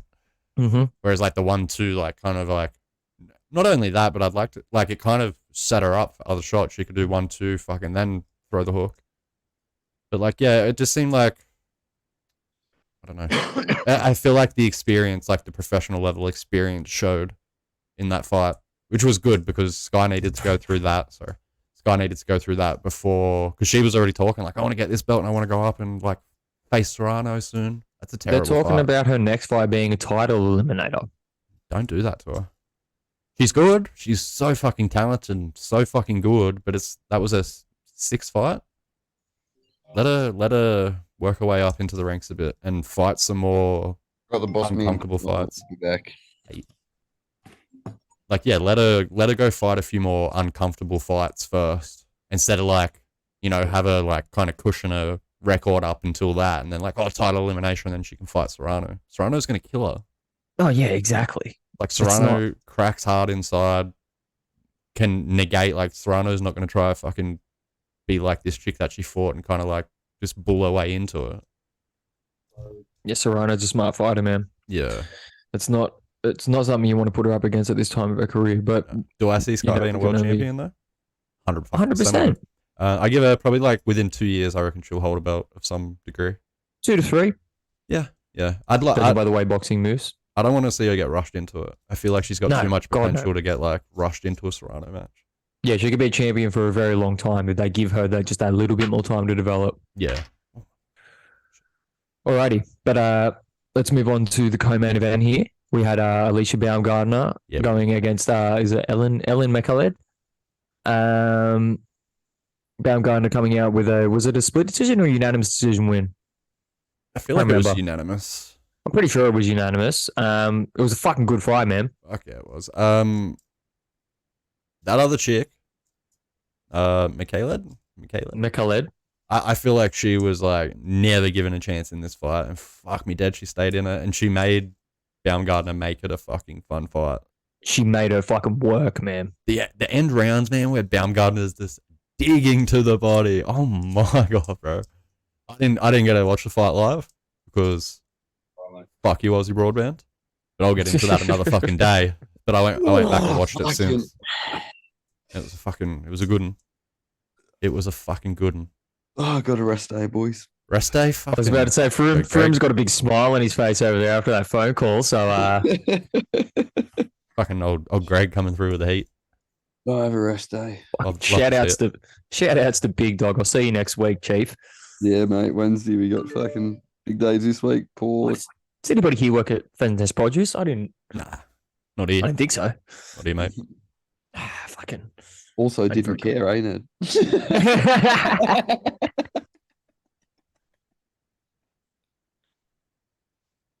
Oh, fucking hell. Oh, yo dog, you little wombat. You fucking wombat. That's what he looks like, eh? Anyway. He's a real piece of shit, that's for damn sure. Wouldn't want to see me around in the street. I'll fucking kiss him on the lips. See how he fucking likes that. Just before we walked away from him, we've moved on to the co-main event, Baumgardner versus McGregor. One fucking fight, eh? Oh yeah, and the bum was just on display as a gardener would like it. You took the words right out of my mouth. I didn't get to see much of the fight, like I said, fucking little technical difficulties, but I seen what I needed to fucking see. All the important parts. Say that. But yeah, it was a very interesting fight. Baumgardner just absolutely went for the fucking fences in that third round and knocked it down twice. But like we all mentioned during the fight, or me and Froome were sort of talking about, she looked really tired from rounds probably 4 through 6, maybe even 7. Yeah. Yeah, very, very tired. I say she probably, like, because I did get to see them earlier rounds, she would have thought she had the finish in the bag. She dropped her hard, and then this other chick just kept coming back. And like it was similar to the Nicholson fight. Like, not in the sense that like she dropped her or anything, but she just had that tough, gritty opponent that just wouldn't fucking go anywhere, man. Yeah, just in her face the whole time. Yeah, no matter like what she seemed to hit her with, it just didn't it put the other chick down, but like it didn't seem to like deter her. It didn't like make her want to stop. No. And like actually have like I don't know, try and land punches in some form of like set up fashion. Like she just kept coming forward all night. Was it I think it was this fight where McGregor was like throwing pretty big combos, like middle to late rounds. Yeah, like the engine on that woman. Yeah, like after being dropped 3 times or however many times, dude, to just keep on fucking cruising along. Fucking. And then like like she reminded me of like sort of the female version of fucking Bam Bam. Like she got tagged with some heavy shit, but every time she got tagged, she was like, no, and just like tried to sit down on her own shots and just Yeah. swing back. Like the yeah. more she got tagged, the more she wanted to like She beat had the a- fight. It was weird. She had a very interesting style, yeah, because like she was extreme in those first round or two. She was very, very technical, like sort of moving in and out on a jab, like fighting well on the inside and stuff like that. She got Yeah. dropped in the third, and then in the fourth, all of a sudden she just put her fucking head down and just went, "All right, let's fucking go." Yeah. Yeah, like she was technically better than the chick that Nicholson fought, but she just had that like didn't want to go nowhere, like spirit. Had Yeah. that dog in her. Yeah, like that chick that Nicholson fought was just sloppy and fucking, nothing really trying to set up anything. But the chick Baumgardner fought was like, you could tell she had a game plan that she was trying to execute, but then once it didn't work, she was just like, okay, I'm gonna have a dogfight. Yeah. Yeah. And I was mean, able she to had take it off. little bits of successes in the dogfight. Yeah. Molly's like, what? Who's fighting? Perfect timing. You said the word dogfight, and she's like, "Who?" The fuck's punching him. Want to go, cunt? Fucking, I'll take him. I I'll was fucking take down the him. road barking. Oh my god. But yeah, like it was like you said, in juxtaposition to even in juxtaposition to the main fight, which we're going to get into in a minute. But yeah, after being knocked down, it was controlled chaos. Like she went for the fences, but she was also still relatively smart about it. Yeah, she still had like her technique behind her and shit Yeah. to a certain degree. Like sometimes she'd just like be in there slanging and banging, you know? Well, she got those middle rounds. Mm. All of those middle rounds went to her in my book. Yeah, she made Because it. Baumgardner was absolutely fucked after trying to put her down. Well, even Baumgardner came out afterwards and was like, you made that a fight. Holy shit. Yeah. Which is so disrespectful to say to your opponent. Like, oh, you actually made it a fun fight. Thank you. I didn't even think about that, but fucking hell, that is actually pretty It's disrespectful, like hey? a fucking backhanded compliment, eh? But that's just how women meant to be speak. shit. You made that half decent. Yeah. Thanks. That's legitimately the most woman thing to say after a fight. Like, oh yeah, you made that way better than I thought you would. Yeah. Good on you. Good on you, mate. Yeah, thanks. You're less useless than I thought. Like, Yeah. all right. Yeah. Hey, thank you. I think. Yeah. But I mean, Marry me? What? Yeah. What? yeah, we'll just touch back. Like, you know, when I first seen the shorts, I was skeptical. I was like, fuck, she's made a design change, you know, away from the peach. But fuck, little was I wrong. There was an opening round there. There was a good flurry happening. I don't remember any of the punches getting thrown. Let's just say that. Just fucking looking at nothing but cheek. They shouldn't be allowed to have that. That's distracting, right? How you meant to fucking like how commentators meant to call a fight with that happening? Well, they did an alright job. Yeah, they did better than me. That's for damn sure. Alrighty. Let's move on to the main fight here. Serrano versus Cruz. Fucking hell. Again. Where did they find these fucking three women? I don't know. The three fucking opponents, what, they just like fuck me dead. They all had to be fucking Mexican, bro. Fucking nothing but Bro, heart. A lot of They them. all were. What can we say about Cruz? Fucking I don't even. Fuck. she bleeds a lot. Oh, wrong split, Griff. Fucking not meant to have one there. Oh, fucking hell, man. That was. I don't even. Like. That was just pure violence. It was. I just remember Serrano jabbed her at one point. And you just watch the blood go like a little whale, like the whale fucking when they. I don't know what the fuck it's called. I'm not a whale expert. Blowhole. A blowhole, but like it looks like that, but just like a little blood blowhole. Like, fucking grim, man. Dude, the way that like the fucking DAZN logo looked like somebody had polka dotted it, or at the end when that like Cruz's blood was on Serrano's face, and then Serrano hugged her trainer And he just had it smeared all up his face. And then proceeded to wipe Serrano's face Yeah, first. wipe your own face. Maybe Serrano's pointing. I'm like, oh, you got a little bit of blood there. Right? There's a bit of blood from another person that I've just beaten the shit out of for 20 minutes I on your mean, face. again, just fucking all heart for the Cruz. I don't feel like Cruz ever made it super interesting, but she made it scrappy. Well, that's interesting in my book. What do you mean? Yeah, it was an interesting fight, but I don't think like you were ever like, oh, Cruz could take this. Like, all right, yeah, 100%. But let me preface that comment by saying the first 4 to 5 rounds it wasn't interesting because you just like, okay, she's just going to get clipped at some point and go out. Yeah. Once it went past 5 rounds and she was just bleeding profusely from her face, staggering back to her corner, I was just like, what is happening here? Yeah, it's like this is literally the Mexican female Terminator. Yeah, I don't think a shotgun would have put her down that fucking night. Just there walking back to the corner, like blood fucking just like pissing out of her head. Dude. And can we just talk about the fucking corner work for a second from Cruz's corner? Like, there was no putting the adrenaline or nothing in. It was just like, all right, you're a towel. All right, we'll keep the pressure there. That's so. Right, the fucking little whistle's gone for 10 seconds.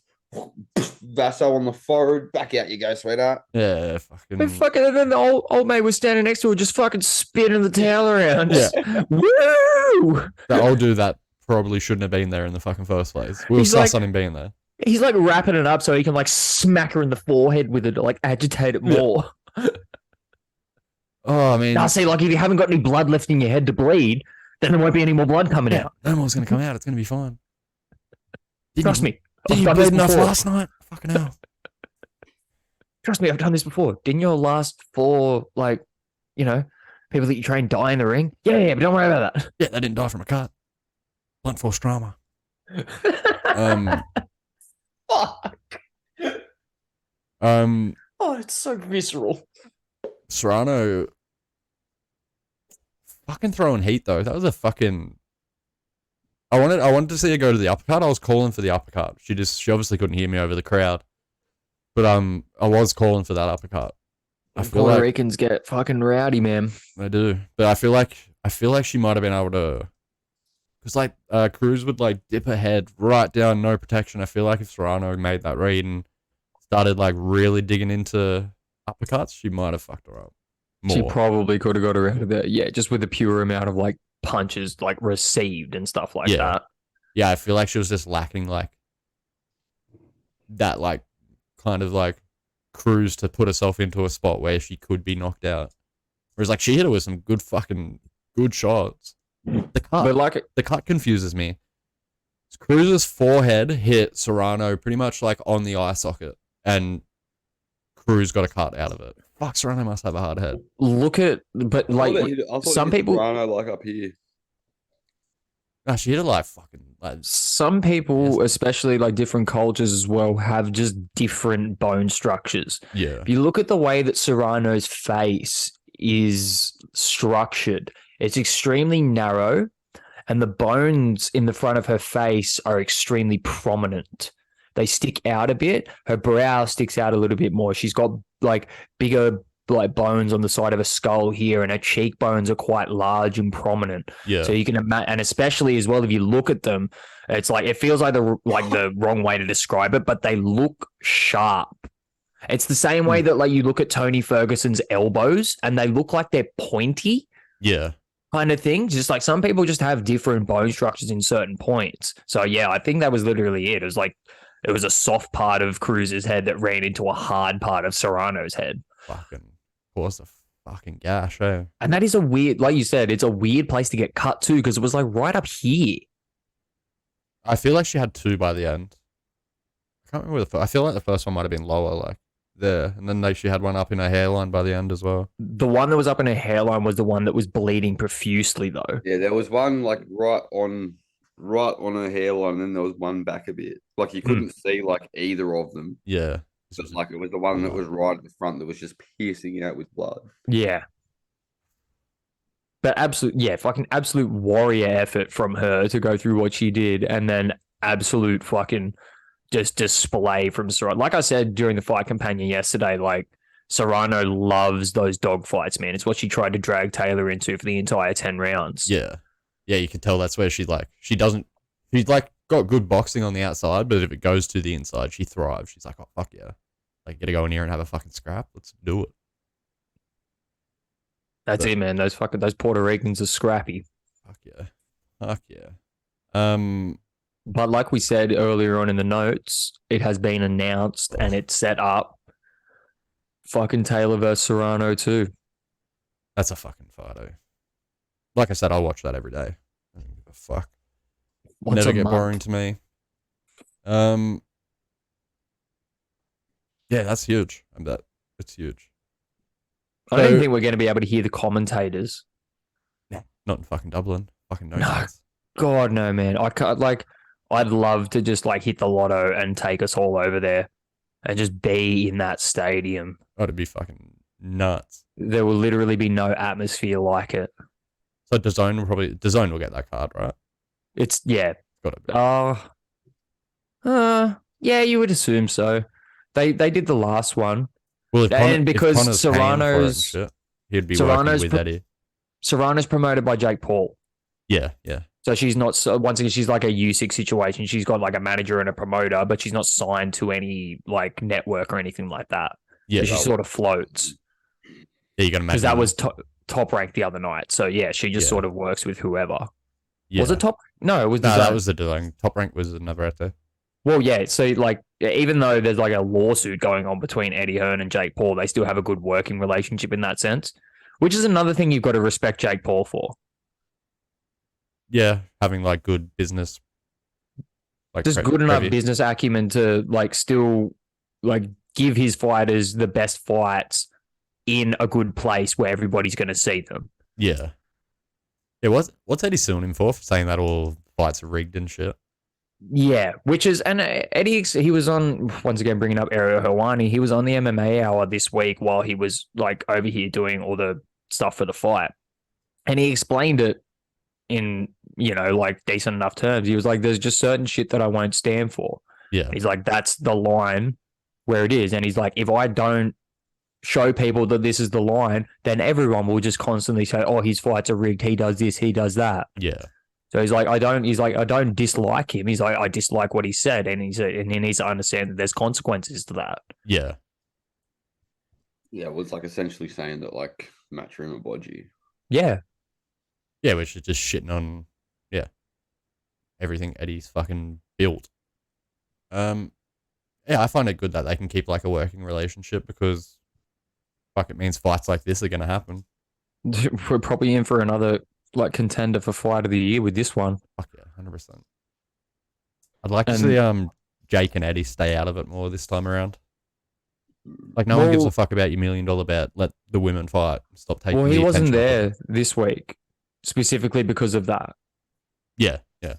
There was some other dude that was like there in all the promo photos and shit like that. It must be like some dude that co-promotes with Jake Paul. But yeah, Jake Paul's obviously he's like heavily in training camp kind of thing, but he specifically wasn't at that event because like they didn't want to have anything between them. Yeah, which hopefully they do stay out of it. You're right. It's about Serrano and Taylor. Yeah, like last time they kind of made it about themselves. Like the girls before the fight, the girls kind of got outshined by like these two making bets on them, and until the actual fight happened, and everyone was like, "Oh my fucking god!" But I don't think the way that like the reaction afterwards is purely due to the fight itself and the spectacle that those two ladies put on. Yeah, that's like what I mean. Now, like before the fight, it was like all eyes on Eddie and Jake. Then as soon as the fight happened, it shifted because everyone was like, "Oh, that fight was amazing." Yes. Whereas like beforehand, it's like it didn't get the promotion it nearly deserved, I don't think. 100%. And we're gonna talk about something like that later anyway. But before we get into our fucking absolutely huge breakdown of USA 284, let's talk about what the fuck happened yesterday. Before we get into the main event, I want to touch on Doo Hoi Choi, the Korean Superboy. He's like a young Korean fighter. Got ripped the fuck off. He was in like in guard, and he was like using his forehead. You know how you see in UFC if they're in guard, they'll like use their forehead to like kind of push themselves into position. Yeah.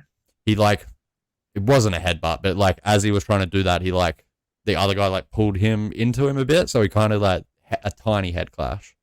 They took a point off the Korean fighter, and then the fight turned into a draw. But at the end of the fight, Dana was like, "Fuck that! That didn't deserve to have a point taken." But he can't overrule it. But he just gave this guy his full purse, like his to show and to win money. Oh, that's good. But yeah, it was like, I feel like the ref, I don't know, I'm torn on it because it's like, it's good as soon as a foul happens to just be like, point. No warnings, fucking point. That way, like, you're not getting people that know, like, I can fucking get away with doing this once or twice. It's like, as soon as fucking something happens, take the fucking point. Whatever. But, I don't know. It kind of ruined that fucking fight because it was like a pretty fucking... It was like his first fight back since fucking ages. Like, he fought Cub Swanson years ago. It was like fight of the year contender. And then the way Korea works is he had to go back after that fight and go fight for his military. And it's like, you don't get a choice. You have to go spend the years there. And then as soon as that's finished, you're allowed to go do what you want again. So, like, he came back. I'm pretty sure this was his first fight back. And he got, raw dogged. Pretty fucking True, hard. that's right. Same thing happened to Korean Zombie, hey. Yeah. Yeah, it's just like what they do. Like, it's like highly frowned upon if he was to be like, no, I'm just going to keep fighting in the UFC and not do that. Like, something bad would happen. He'd probably get locked up or something, I can imagine. It's not a fucking bad thing, man. I honestly kind of wish we had it over here, to be honest. I'd be going to jail. Fighting for the shit. Yeah, but like you don't have to go to war. It's literally just like a year. Like you just do like 2 years of training. You get paid for it, dude. So I didn't mean to say America. I meant to say Army. Army money is tax free. If you make $40,000 in the Army, you make $40,000. That's it. Imagine taxing it. Oh, you're fucking doing this shit for us. Give us more money. So Give yeah, us some but money. it's something I wouldn't have done as an 18-year-old, as a 30-year-old man who's actually like sort of like become invested in, especially like that Navy SEAL culture and just military culture in itself. Like, it's something I'd actually like really like to experience. Yeah, I'd do it on my own wheel though. I wouldn't be like my country, like you have to do this. You fucking stuck on my left nut. How does that fucking sound? You faggots. Do we have a third co-host? Yeah. He's over there spinning. There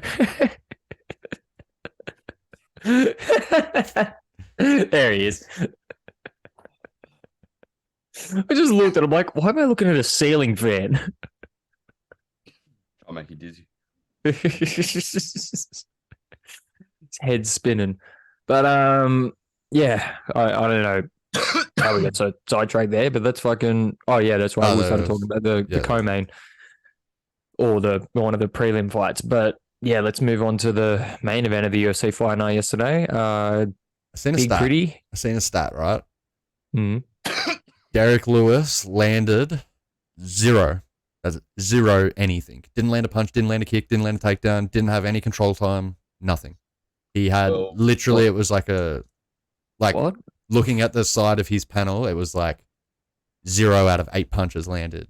0 out of 3 kicks landed. Like he landed nothing. It was like you know how in like Tekken you have like a perfect fight and it's like says it at the end, like perfect. Yeah. The other guy had a perfect fight. Didn't get touched. Like that, I don't know. It was weird. Derek just doesn't have it anymore. Like I like him as a person. I like him as a fighter. He just doesn't have the drive anymore. You can tell. As soon as something goes bad in a fight, he's just like, I'm done. That's exactly right. He got taken down. That was it. Yeah. Like he just like some of them takedowns was like, I don't know. It just looks like sloppy. Like he just gave the fuck up and fell over. Yeah. And he, like, I'm going to say it right now. He gave up the head and arm triangle. He rolled into it. He like literally lazily rolled over and just gave up the position and got choked out. It's the same as like when he fought Tuivasa. You watch the strikes that Tuivasa hit him with. Derek didn't go out. He just gave up, fell over. You reckon? 100%. Watch him. He's still all with it. Like he's not out. You can see he's like still got his fucking bearings with him, and I just feel like he just doesn't have the drive anymore.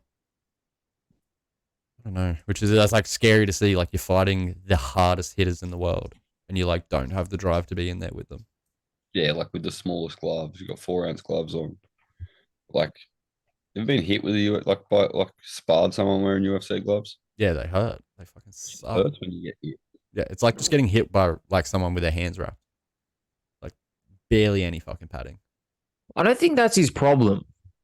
I think his problem is everything else that comes with it.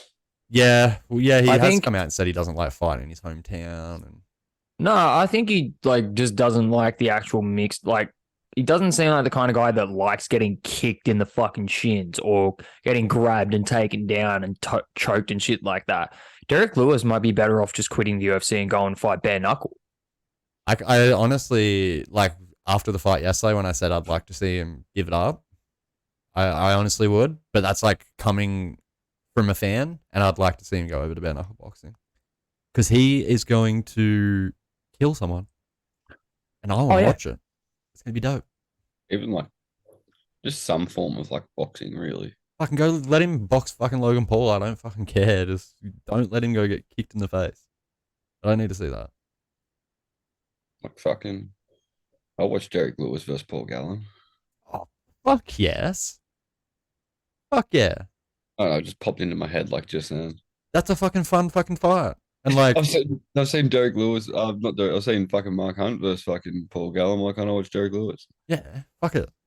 But can I also say that cunt that he versed yesterday? That was like the first time I'd like properly watched him. He's huge. Yeah.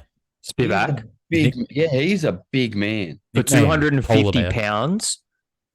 Like, ridiculous. Just stocky. Like, He's big man. Like, ooh. he made like Derek Lewis was like 265 and he was like 255 or something. And he made Derek Lewis look small, man. Not many people make Derek Lewis look fucking tiny. When's the last time you've seen somebody throw Derek Lewis around like that? Yeah, never. Like, he could be dangerous for that weight division, man. He could be dangerous at heavyweight. That's it, man. Like, even if he gets a hold of somebody like John Jones, like, that's a fucking bad night for Jones. Like, it's a bad night for anybody. Like, I feel like Jones is probably the person who can, like, threaten him the most because, like, John Jones's, like, ground game is great. Yeah. Like, High level. yeah, but, like, Spivac made, like, as I was just saying, he made Derek Lewis look tiny, man. And, like, Derek Lewis is not a small man. Like, No, not at all. Even with the weight loss that he went through, and like, yeah, he still came in at 265, and he's not short at all. Like, he like dwarfed Derek Lewis nearly, man. Like when they were like in the center of the ring, and Yeah, I was looking at the height difference. It's exactly like you said. Like, I didn't realize that he was that big until they were standing right next to one another. I was like, holy fuck, man. Yeah, he's a big man. Exactly like Griff said, his nickname's a polar bear. Like, he's literally a fucking polar bear. But like Big white. But like, you know, when you like before the fight, they have like that promo shit, Mm-hmm. like we see. But like normally, you'll see someone and you'll go, "Fuck, that's a big man." Mm. Like I didn't think that at all, and then I seen him next to Derek Lewis, and I was like, "Holy fuck!" Like he's huge. He's massive.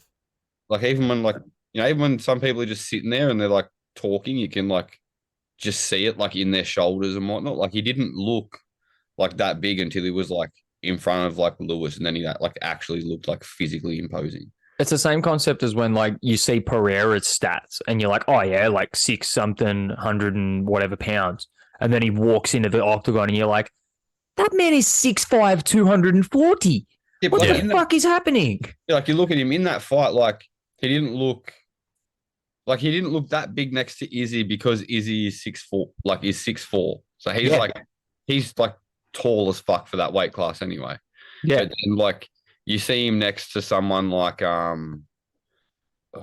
Dominic Reyes. Who's a light heavyweight. Yeah. Yeah, and like Reyes looked tiny Mm-hmm. compared to Pereira. Yeah, Dude. Did you see the size difference between him and Jamal Hill? Yeah, it's fucking insane. Yeah. And he's a light heavyweight champion. He's a light heavyweight champion scary. who came in on 2 weeks' notice, so he wasn't like in best condition either. Yeah. Like Pereira is fucking monstrous compared to them. Yeah, it's fucking But yeah, scary, eh? but yeah, Spivac was, yeah, exactly, just so much bigger and so much more dominant than what I thought he was. And his stats are fucking scary too, because he has like the equal amount of submission. He's got 7 and 7 now, 7 submissions, 7 knockouts. Yeah. And all of his knockouts are early. Well, I think that was his 16th fight or something. And that takes him to like 16 finishes in 17 fight, like in his 17 wins. He's lost one. He's lost one or something. So he must have lost like his first or second fight. Yeah, like lost early and then gone on a run after that. Yeah, like he's finished like what now would be 15 of his last 16 opponents. Like that's crazy. Mm. Yeah, that guy is fucking terrifying for the rest of the division. Like, As I was saying, no one at that weight division's a wrestler. I'd like to see John Spivac versus Garn. Like even Garn's like a striker. Like Yeah, but I just think Garn has that natural, like, I think he's naturally strong enough to be able to like maybe deter him that little bit. Plus, he has just very crisp striking in the sense that like Spivac won't just be able to come in there like he did and just grab a hold of Garn like he did with Lewis. Like if he tries to do that, Garn's going to step back and fucking crack him. Yeah. Yeah, but he's got that like weird ass hip toss thing that he can do too. And like Garn showed that he's not that great with the ground, and Garnu was able to take him down and just dominate him. Yeah, that's true. And like Ngannou isn't known for having any form of wrestling at all. Ngannou's just a genetic freak, though.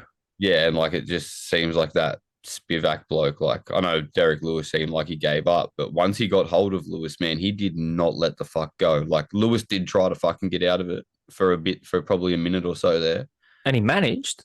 And then, like he got back to his feet and whatnot, but like every time, Spivac just like it was like watching fucking a huge fucking Habib. He just didn't let go. Yeah, and that's what I'm saying is so. No, sorry, you go. No, I was just agreeing with the point. That's why I believe he's so scary for the division, because like he comes out against somebody like Derek Lewis who could put his lights out if he really wanted to and just goes, I'm just going to do this. And he's proficient enough to just go, I'm just going to hold you down and strangle you. And then he could pretty much work exactly the opposite. Like he's got as many knockouts as he does fucking submission finishes. If he goes in against a grappler or somebody who is grappling heavy, he's just going to turn and go, oh, I'm just going to put your fucking lights out. Yeah. Yeah. Yeah, I don't think there's like a great deal. Is Curtis Blade still in the UFC? I'm not sure. Because he's like, didn't he have a fight and wasn't he having a fight and that bloke fucking blew his knee out or some shit? Was that Blades? Yeah. From Aspinall or whatever his name is. Yeah, that was versus Curtis Blades, wasn't it? Because Blades has good wrestling. He's like a good wrestler. So that could be like a potential exciting matchup. I feel like Spivac's going to make him look tiny too. Yeah, yeah. Like, Blades looked tiny against Lewis. So against Spivac, he's probably going to look like a fucking middleweight. Yeah, I just seriously can't get over how. Yeah, like I thought there was a big size difference, and all of a sudden he gets in here. What the fuck? Where did this white boy come from? Yeah, like I thought there was going to be like I thought they were going to be like sort of pretty evenly matched, and then I seen like the thing for the like at the weigh-in in the little promo short before it. And I was like, fuck me, that cunt is huge. And then they were in the fucking octagon. And I was like, damn, that's a big boy. It's from Moldova. Yeah, I have no idea where the fuck that is, but one of three big over there. One of 3 active Moldovan fighters or something that said on the screen yesterday. What? There's 3 of them. I don't know how big the others are, but I bet they're all just as terrifying. One of them's a fucking like a featherweight that's like 6'7", fucking. This somehow makes it down. You're like, the Sebastian Fundora of the fucking US. Yeah. Just comes into the weigh-ins like a rake, comes in the next day looking like Arnold straight out of the fucking Arnold classics. Like, what the fuck? This is fuck. Yeah, it's interesting the way Spivac goes next from there, because obviously the belt's pretty well lined up. Aspinall's probably still in rehab. But like he's not in a bad spot. I mean, No, he's up near the top of the list. the heavyweight title, like he's beat Derek Lewis, who he was 7th, so now Spivac could take his place. Yeah. Like, what you've got the heavyweight title in March. So like he's only 8 weeks out. Like his schedule lines up with whoever wins the belt. Yeah. And I feel like, I don't know, outside of Garn, now when Garnu's gone, if Stipe isn't coming back, because I haven't heard really much about what the fuck Stipe. I know he wanted the Jones fight, but is he going to come back? I feel like Stipe is going to try take the winner of Jones and Garn. Well, like, where does Spivac go though? Who else is there? Like, there's Curtis Blades. That's probably Yeah. there's that, and then probably either Garn or Jones. I'd say. Yeah. There's not a great deal happening. Like, there's lots of good heavyweights, but like the pitch has been like so directed on Jones's comeback that you like kind of forget who even fucking else is in the top 5. Yeah, and I was seeing yesterday, like Spivac's choked out Tuivasa before, so like there's So he's now ranked number 8. 8. Have the Yeah, rankings because changed? Derek Lewis was 8. It hasn't changed technically, but I know that's how it works in the sense of he's 11th and he beat Lewis, so he's like now Oh, takes Lewis 8. 8. Yeah. All right, I thought they said yesterday it was 7. So in front of Spivac, you still have Alexander Volkov. Is Volkov? No, that's not what I'm thinking of. Tuivasa at 6, Aspinall's at 5. Sergey Pavlovich. Pavlovich is that dude that fucking flatlined Tuivasa in like 40 seconds. So fucking Pavlovich versus Spivac. That's a fun fight. Yeah. That's a fucking barn burner of a fight. Curtis Blades is still active. He's the number 3 ranked heavyweight. Okay, that's interesting too. Yeah. Spivac said yesterday, I want someone top 5. So Sergey's top 5. I think it's either got to be that Sergey dude or Blades that they give to Spivac next, because it's like, yeah, to keep him up in that contention of like the moving top 5. It's one of Aspinall's done his ACL, so he's out for a while. That's like 12 months there in your ACL. And it's one of those things as well. It's like even Derek Lewis being on the slide that he's on and being ranked 8th, he's still Derek Lewis. So once you've beaten somebody like that, you now need to fight that higher caliber of fighter for people to still respect you. Yeah, you can't go from Lewis to like back down and fight like the number 11th ranked person. No. Yeah, no, but like, and he's not someone you can do that to either. I think he just dominates anybody that's like outside of the top 10 easily. Yeah. But yeah, look what he did to a fucking unmotivated Lewis. So just Yeah, exactly. Like unmotivated, but still Derek Lewis at the end of the day. Like, yeah, like we'll still put you out if he fucking lands. But like, he doesn't go for that same sort of takedown that Curtis, like he doesn't shoot for the double leg or that Spivac because he's so big. He just gets close and then hits him with that like hip toss. Yeah, he uses his weight for his advantage. Yeah, like I think he knew he can't get into that like that danger match there with Lewis, like what Blades did. Yeah, like as if Lewis is able to time the shot, you're going the fuck out. Oh fuck yeah! Well, yeah, he showed that with Blades. Like when Blades went in for the double leg, he just timed the uppercut and Blades fucking crumbled. That's one of the scariest knockouts of all time. Yeah. Just the way that he's just like, yeah, it's fucking bad, eh? Like cartoon level shit. That and Ngannou's knockout over him are probably 2 of the best knockouts. Yeah, that one's scary. Yeah, that one like actually like makes me like quiver inside. It's like, oh. He nearly punched his head off. Like, dude. His head nearly came off. And just the way that like over him is just, he's a fucking cadaver on the mat for like 2 minutes. He come off the ground, bro. Like he got hit and his feet like lifted off the deck. Yeah. That's how fucking hard Ngannou punched the cunt. Yeah. And yeah, just the instant, like his body just instantly goes into like rigor mortis. He's just, like it's like a minute after he's been laying on the ground, like you hear Joe Rogan on the commentary. He's like, look at over him. His toes are still curled over, like he's been like hit with the electric chair. Dude, his arms are still up like this. Like, he's still laying there like. It's just scary that one man can have that much power. Yeah. Yeah. And it was like, And that man's talking about going to bare knuckle boxing. and like it wasn't even like a real wind up on the shot. He just like sort of pulled like half back and then just threw like a weird like half uppercut sort of fucking hook looking thing and just belted over him fucking into the next dimension. Fuck yeah. Dude. Fucking split his lip like somebody took a fucking scalpel to it. Oh That yeah. was nasty, eh? Wait, was that fight or a different fight? That was that fight. I'm positive it was that fight. I think it might have been a different one. I Because don't know, I'll Overeem look was into that. like moving around after the fight. Was that Overeem versus like Rosenstrike or something? Nah, yeah, you are right. That's the one. Yeah. Because I remember seeing Overeem moving around. That's the only reason I was like, I don't know. Well, speaking of Yeah. scary knockouts, fucking Ngannou versus Rosenstrike was terrifying. Yeah.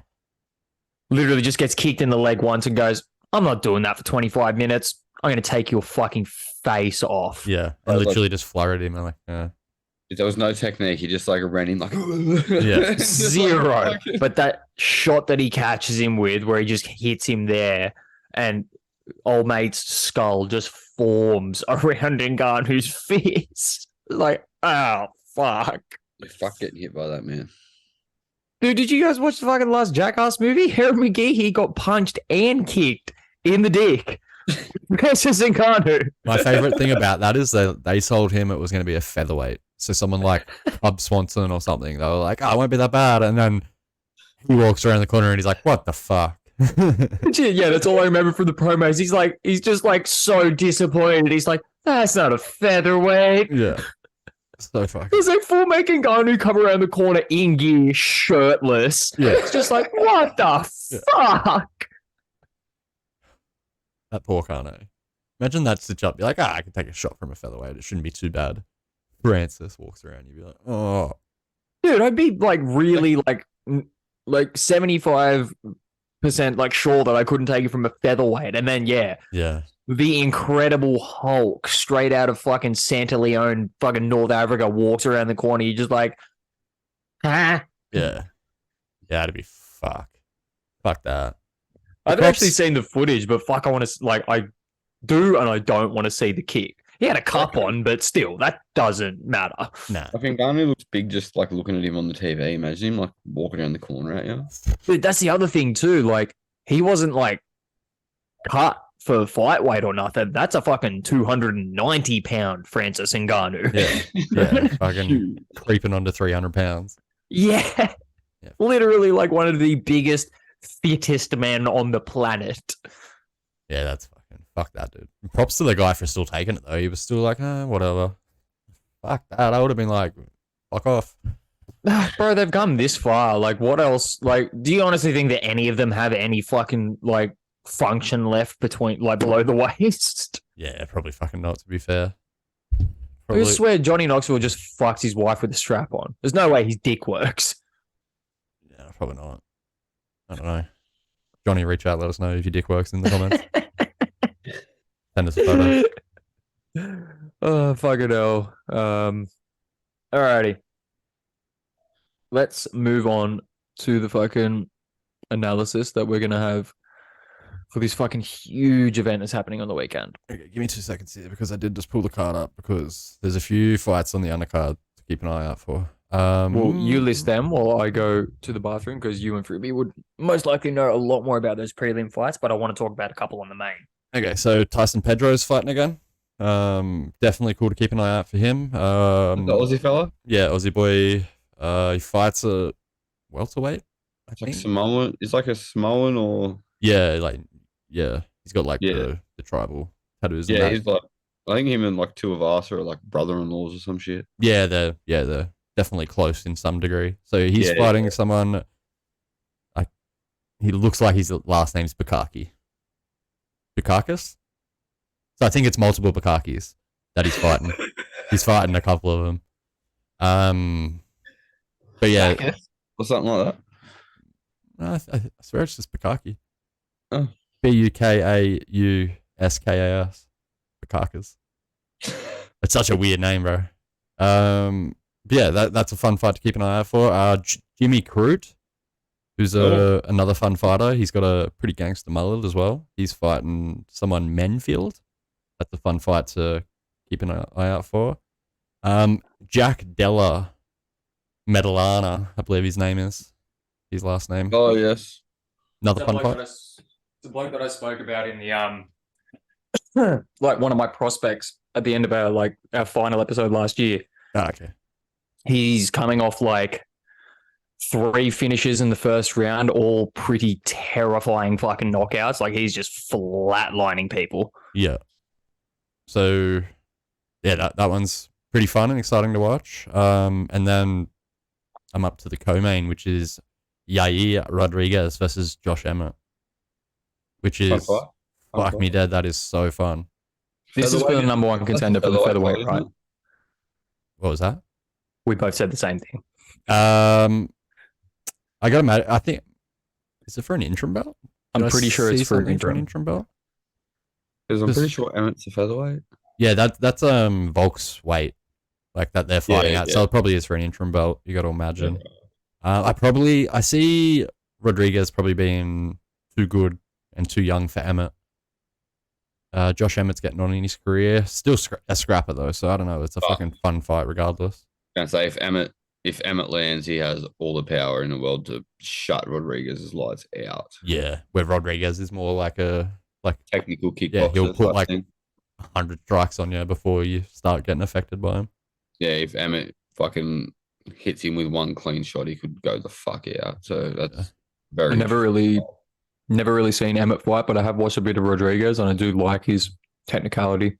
Yeah, Emmett's more of just like a brawler type thing. He's not as technical, but yeah, he'll just get in there and make it a fight. And then the main, Islam Makhachev versus Alexander Volkanovski. Fuck me dead. Where do I even start with this fight? I mean, just a fun fight all around. I feel it is fun just because of like the possibilities of what could happen. Like we've seen Islam come out and say like, "Oh, I'm just going to strike," which I think we all know he's not going to. Yeah, no, that's fucking danger if he does that. Yeah, I feel like it just plays into mind games. Like, oh yeah, let's just let him. But like, it's like you see all the wrestlers do it. Oh, I'm not going to wrestle. But then the first thing they do is like just sprint across and go for a takedown. So the only thing that makes me think it is he did say he was going to like just fucking strike with Oliveira, and he did. But yeah, saying that Oliveira is not the striker Volk is. No, and Oliveira also holds like so many weapons on the ground that like it would nearly be scary to take him down. It's like when Chimaev, like I'm going off track here, but it's like when Chimaev versus Gilbert Burns. He took him down and Gilbert Burns was just attacking a bunch of submissions. And after the fight, Chimaev literally said like, "Oh no, I did not enjoy that at all. I took him down and he was just throwing shit at me left, right, and center." So I was like, "Oh, I'm just going to stand up and fight this guy then." Yeah. So I don't know. I feel like that leads into that a little bit. Yeah, we know he can't stand up and just fight Volk. We've seen what Volk's done with Holloway. Yeah, like Volk made Holloway look average in that third fight, which is so fucking scary. Like, if Volk comes out and can keep on his feet and make it a stand-up fight, fuck, he's got a good chance of winning. I don't like his chances of that just by how strong Islam is. Oh, if Islam decides that he wants to take him down and he gets hold of him, that has to worry for Volk. Yeah. But in saying that as well, Volk's got that short, stocky, so it's like he's not far from the ground if he can manage to get back up. Yeah, and it's like what we were talking about at yours. He's like a former rugby player, so he's like got like a good like center of gravity, if that makes sense. Like he's used to being like as you were saying, Ned, he's used to having like people trying to get him off balance and get him down. That was like what he did. Yeah, exactly. Like I said, it's not going to play into it too much as opposed to the whole like Dagestani wrestling thing. No. But it is going to be a factor in the sense that, yeah, he has spent a lot of his life with bigger men trying to throw him on the ground. Yeah, well, like for people that don't know much about Australian football, like rugby league, he was a front rower, which is generally people that are like 6 foot and taller and like 200 pounds plus. Yeah, I was gonna say essentially like looking at like a blocker or something in like NFL if you're American and you're familiar with that sort of thing. Like Yeah, them so- bigger boys is what Volk was dealing with. yeah, and Volk's Like, fucking, Who's that? Who's that dude that just got signed to the Eagles? Jordan something. He's been there for a couple of years, I think. Yeah. Matawa. Yeah, Jordan, Matawa or He used to Matikas or play- something like that. He's a big Islander kid. If you're watching from the States, that's the kind of dude that would usually be a front rower in rugby league, not Alexander Volkanovski. He was like, he played for the South Sydney Rabbitohs like under 20s. Yeah, that's right. So he was going to be a front rower in the NRL. Like, yeah, Volk was dealing with the real big cunts. So, But yeah, like I said, that's not going to play too much into it, but it is going to be a defining factor. There is some inert skill that you learn with, like you said, Griff, like his center of gravity, his balance. yeah. Grip he has. Oh, carry on, Griff.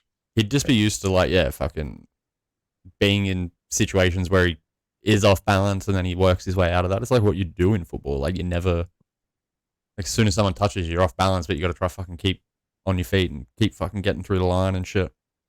I don't know. I feel like that kind of plays into his favor a little bit, but then again, like if Makhachev gets a hold of him, it's a whole different fucking ball game when you're on your back and you got your legs fucking crossed over and you can't fucking move.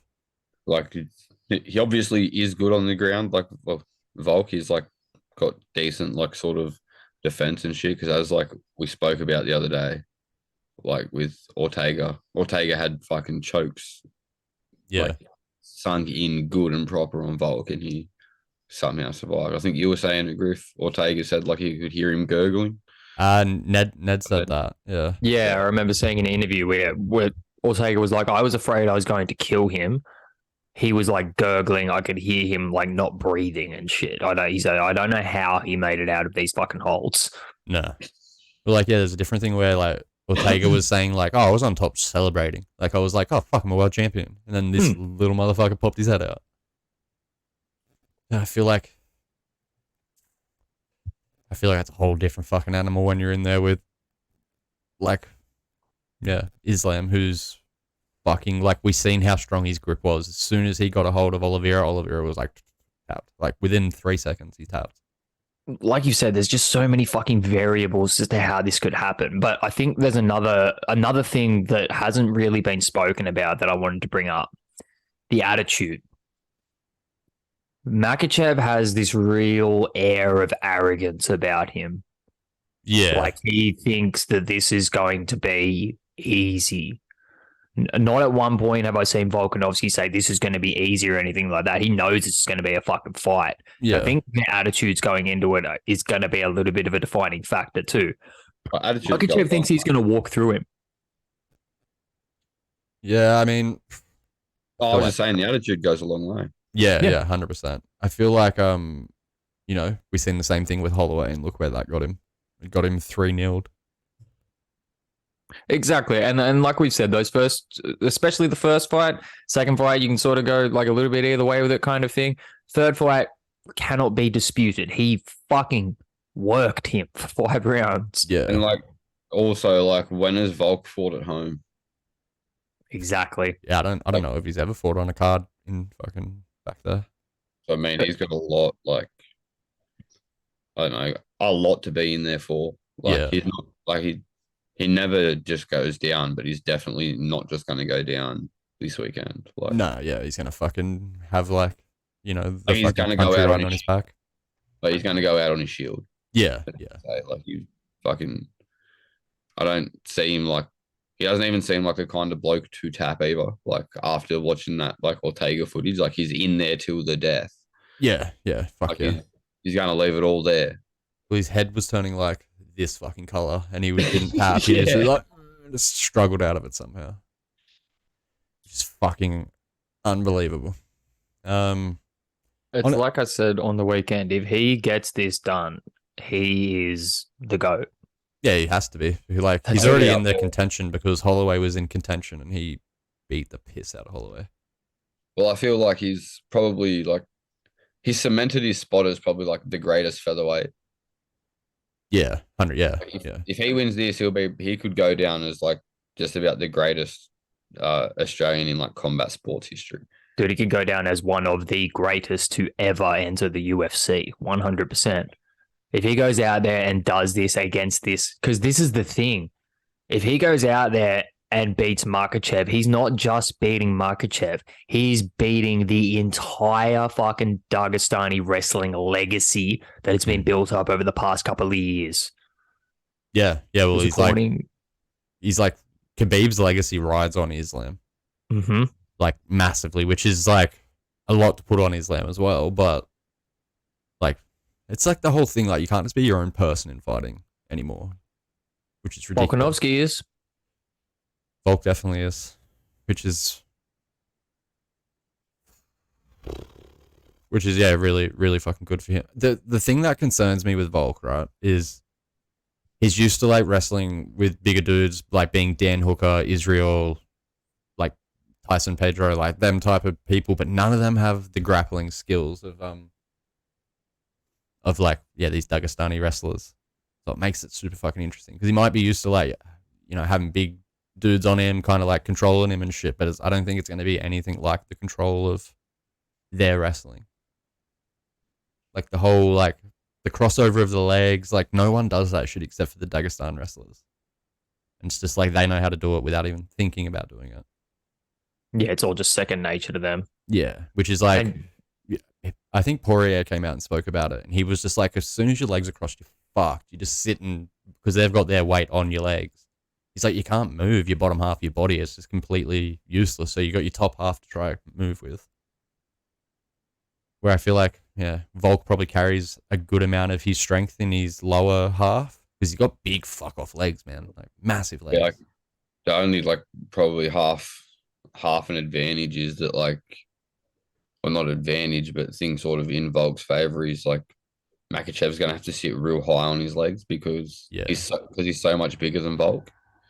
Like, it's not going to be as easy to wrap up Volk as it would have been to, say, wrap up someone like Oliveira once he's on the ground. Yeah, where Oliveira's got like the longer legs. Volk's got like literally little fucking cannons for legs, man. Yeah, he's just like he's short, so like Islam's going to have to sit like a real high up on his legs to be able to cross them and like sit on them properly. Yeah, that does. I've never actually thought about that being an issue, but yeah, that is a fucking variable. Like he's like Islam's grip strength is going to be something different that Volk's going to have to do with as well. Like like Khabib and like Islam, they like he just seems to have, like them Dagestani wrestlers, they just seem to have that insane grip. Yeah. So like once they grab you and lock their hands together, you are fucked. Yeah, fuck yeah. It's a fucking interesting fight. Like, yeah, what way will it go? I feel like it's gonna go one way, like, but I feel like it's gonna go the way we're expecting it to. Like, also, what happens if Volk can tag him? Like, if Volk tags him before he can get hold of Volk. Islam's been stopped before, early in his UFC career, by like a pretty unknown fighter as well. Clipped him, put him away. So I feel like if Volk can tag you good, oh fuck yeah, you're fucking like. Especially now, he's going to be at 155. Like, he's going to carry that bit of extra power up with him. I'd think so. And like, you look at Volk at like 145, he's fucking like, he's big, like built 145. He's not like fucking. He's not like a fucking, like if O'Malley put on 10 pounds and went to featherweight, like he's still going to be skinny as fuck. Yeah. Like, it's just his build. Like, with another 5 kilo on him, if he can crack fucking Islam, he could be in a world of fucking trouble.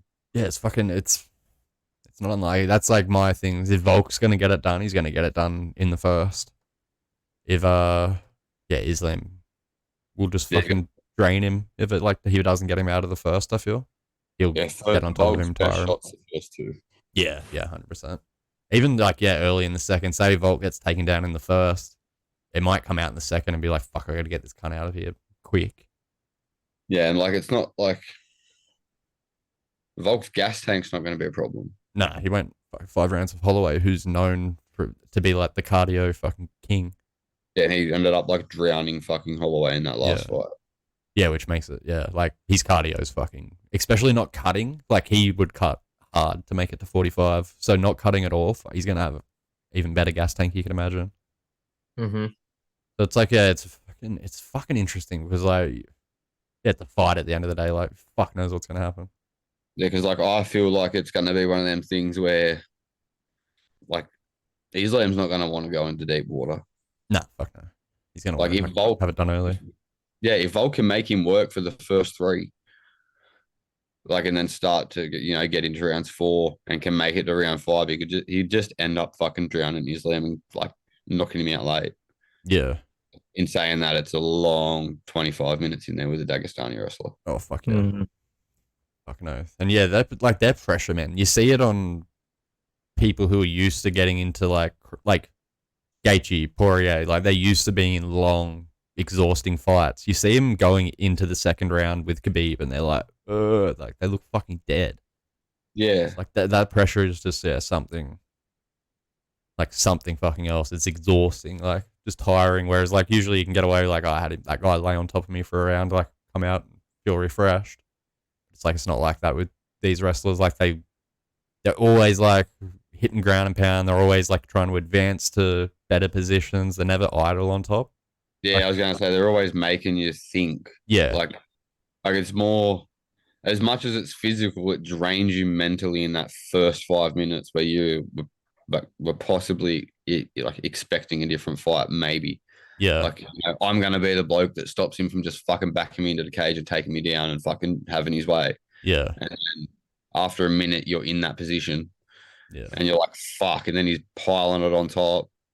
But they're constantly throwing punches while trying to advance to the next position. Like they don't stop and go, try and grab your arm and move it. They'll just punch you so you move your arm to where they want it, and then they'll just advance to their next position. Like it's they're fucking. As far as like ground game, they're fucking just steps ahead of anything any other wrestlers fucking have. Yeah, they just constantly work. Yeah, it's just like fucking. They do it from literally like children. Like they're learning that. And fuck, like you're seeing Khabib. Like as soon as Khabib got a hold of you, you're fucked. And I feel like it's much the same with Islam. Who I've heard Khabib say like Islam's the better Khabib. So we're fucking gonna find out, I guess. I suppose we've got we have more time with Islam than what Khabib was. I feel like he's younger than what Khabib was when Khabib fucking. Yeah, and Khabib had to work his way and get his name, whereas like Islam's got Khabib's name on his shoulders, so it kind of skyrockets him up that little bit already. Yeah, and so he's got more time to work and make a name for himself than what Khabib did. Yeah, it's a fucking fun fight. I'm gonna have to say Makhachev takes it. I just don't see. I don't seem to be able. I don't see him being able to get away from like the ground. I see him being there eventually, and I see it just being too much for him. Unless he clips him. I'd probably see Makhachev getting it done, but I'm gonna be fucking backing Volk all the way. Oh fuck yeah! I'm gonna be fucking. Yeah, that's it. My head says Makhachev gets it done, probably like round 2, round 3, that kind of thing. But yeah, my heart is just like willing 100% for Volkanovski to just clip him in that first round and just fucking soar into the fucking charts of one of the greatest of all time. Yeah. My dream scenario would be like Volk just manages to do to Makhachev what Makhachev done to Oliveira. Just fucking tag him as soon as he hits the deck. Just jump on him and choke him the fuck out. That'd be fucking. Don't even give him the chance to get back up. Huge. Just huge for Australia combat sports as a whole as well. Like if we get a fucking double champ, fuck me dead. And to submit. Oh yeah, and to fucking get it done in that sense. Would be fucking just crazy. Wild. Fucking completely fucking wild. Literally, the news on that shit the next day. Just holy shit. Like people expecting him to not even win, and then he just goes out and fucking like chokes the cunt out on the ground, like what people are expecting to happen to him. Chokes him fully unconscious, like fucking Jones versus Lyoto Machida. Just fucking watched that the other day. That is one of the scariest things ever. Like just that camera angle of Jones walking off in the background and like Machida's face on the ground while his eyes are still open. It's just like, that man is dead. Yeah. Yeah, that is fucking scary. Yeah. But yeah, there's I think it's a pretty fucking comprehensive breakdown. We've all given our predictions and thoughts. So just fucking remains to be seen what exactly happens on the weekend. We'll all be watching. There, watching. 100% eyes glued to the screen. Keeping a fucking close eye on things, making sure nothing starts happening. But why don't we roll into the end of the show here with a little bit of That Sounds My Bernie. I feel like you're taking it away this week, Froom. I was about to say, it's usually been me going off, screaming at the camera, but we're going to let Froomey take it this week. You go ahead, buddy.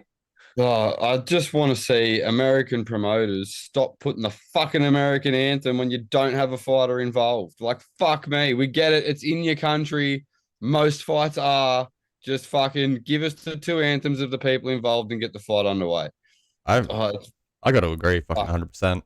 I feel like it's all good and well. Like, say if it's fucking the Puerto Rican and the Mexican thing, which is what we had in the Serrano versus Cruz. Like the anthems, and you were like, okay, yeah, understandable. World title fight.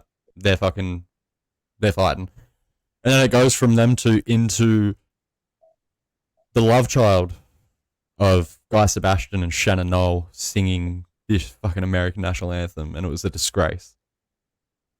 For one, why do we need to say that? But like, yeah, I agree 100%. Like, who gives a flying fuck what country it's in? You've already done the anthems for the main event. That's enough. Like if you go Griff. Like if you really want, put a fucking pair of headphones in the crowd. Listen to your own fucking anthem while they play theirs. Problem solved. Like it's bad enough. Like it takes fucking 15 minutes for you cunts to get the fight underway once the first person has like started doing their intro war. Yeah. And we have to listen to the American anthem. Am I completely imagining things for him? Or did they play the American national anthem at the second Joshua and Ruiz fight in Saudi Arabia? I'm not sure. I have a feeling they did. They would have, because Ruiz is a Mexican. He's a dual citizen, but technically he was born in Mexico. How the fuck you say it? So America would have jumped on there for sure. Yeah, 100% we would have. Like, because there was 4 anthems that night. Yeah, we don't need to hear you fuckers play your anthem all the time. I don't even think the Saudis played theirs. No, they didn't. Not from what I can remember. So yeah, we literally had to hear the English, the Mexican, and the American national anthem. Yeah. Like stupid. Like they fucking what did they do it for the? I think they might have done it for the Wilson fight as well. The Australian, the Mexican, and the fucking because that's where we started losing our shit about it. Yeah, like just because it was in America, so it's got to have our anthem too. Like fucking hell, we just listened to the Australian and fucking Mexican, and I'm Australian, and I wouldn't give a fuck if they didn't play ours. Like, no, not at all. Like they do in the UFC, you cunts. We don't need to hear it. I was gonna say I wouldn't care if boxing never had any. Like I've never complained about UFC never having them. I was always pretty stoked on the matter of like, oh, this fight's starting heaps quick. They walked out and they're fighting. Boxing's a longer running sport and has more stuff based in like world heritage and stuff like that. So I can understand the two. Exactly like you said at the start. That's fine. Just stop involving yourself. No other country does it. No, just all America's. I mean, if we've got to deal with that to get fights, I'll deal with it. But I don't want to.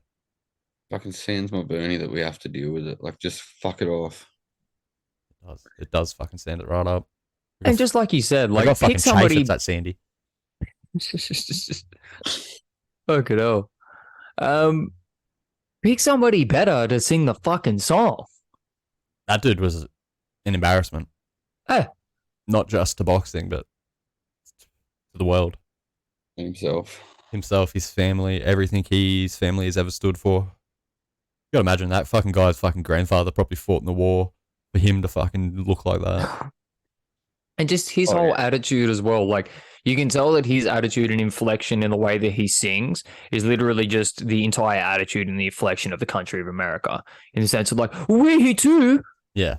Yeah, pretty fucking much. But look how good we are. Like, he just tries to outshine them by doing that stupid fucking like elongated notes at the end. Motherfucker, get the fuck out of the ring. No one cares about your goddamn anthem. Yeah, that crowd is heavily Mexican. Puerto Rican and Mexican. They don't care. Yeah, they don't give half a fuck about the American national anthem. Neither do the people watching that aren't involved from either country. No, fuck no. Like Fuck the no. two blokes in the ring wouldn't give a fuck about it. No. Well, it's like you gotta imagine you're fucking like you're about to walk to the ring. You're fucking all right. Yeah, we've warmed up. We're gonna fucking get going. Oh, hold up. We're just gotta wait 25 minutes while they go through all these fucking national anthems. And you're like, oh, well, fuck, I might as well keep warming up then. Yeah, I didn't even notice it at any, like, I haven't noticed it at any other like major sporting event, like when they have a World Cup in a different country. Like, I didn't, like, we had the Rugby League World Cup in England. Like, it was Australia and Tonga in the final. More than sure they played the Australian and Tongan national anthems, or Samoa, one of the two. And they didn't play the English one because they didn't fucking need to because they weren't involved. Yeah. Same as like the Soccer World Cup, I think it was. It was in Qatar. I played the two teams' national anthems, didn't play the one from Qatar because they didn't fucking need to. Yeah, that's it. It's just at the venue. Like, you're not special because you got the venue. Yeah, like, fuck, look at us. We got to host this. Woo! Yeah. Dude, it's legitimately like, right, like if I had a party for Griff at my place and then I made everybody sing happy birthday to me as well, purely because I hosted. Yeah, it's the same concept. It's Yeah, legitimately like- the same concept. Like, oh, you didn't get me a present? What do you mean? Oh, I'm Yeah, hosting. come on out. I'm hosting the party. But I'm here. Yeah. But I turned up. So I need recognition for that. Yeah. Like, bro, I fucking see this. I fucking cooked that shit over there. It's just one salad. Fucking Yeah. slaved over the fucking oven for hours for that fucking bit of lettuce cunt. Fuck, you're not even going to bring me a present or sing to me? Fuck. It's an outrage. Oh, fucking. No, but I agree. Jose, can you fuck off? I agree. Like, just have whoever the fuck's in the main event. We don't need to hear what country it's in. We know what country it's in. There's like big things of like, we're here in this place having this fight. That's enough promotion. We don't need to hear your fucking national anthem. Exactly. They full like say it in the intro, live from fucking Las Vegas, Nevada, Yeah. or whatever. We know you're in America. Yeah. They literally say it every time they come back from an ad break. It's like, yeah, we fucking know because you come back from an ad break, you announce it, and then you have like an aerial fucking helicopter shot of the goddamn stadium. Yeah, like just fuck off. Super needy country, eh? I think that's like the Yeah. point of this Sans My Bernie. Be less needy, America. You'll be all right. Stop eating so much shit food, you fat fuck. Bro, I want some fucking bacon waffles. What? Yeah. Where the fuck can Or you get just some. bacon waffles in Australia? Nowhere, because we're not in an obese fucking shithole. Some deep fried butter. Fucking. Oh, you want some fucking ice cream on that deep fried butter, Ned? You know I do. You've come to the right place here in the best country in the fucking world. America. Fuck off. It's exactly my concept of like anybody who needs to preface an argument by saying, well, I'm smarter than you, so like your opinion doesn't matter. It's literally like if you need to say, I'm the greatest country in the world, you're not the greatest country in the world. No. Fuck no. Far from it. Like that Jim Jeffries fucking skit was like, land of the free. Well, like technically per capita, you have the most adults that are incarcerated. So technically you are not the land of the free. No. Yeah. To say is like in the Netherlands, you can fuck a hooker while snorting a line of cocaine and flipping off a cop, and they don't do shit about it. Like Yeah. that is the land of the fucking free. That's the land It doesn't of the get any free. freer.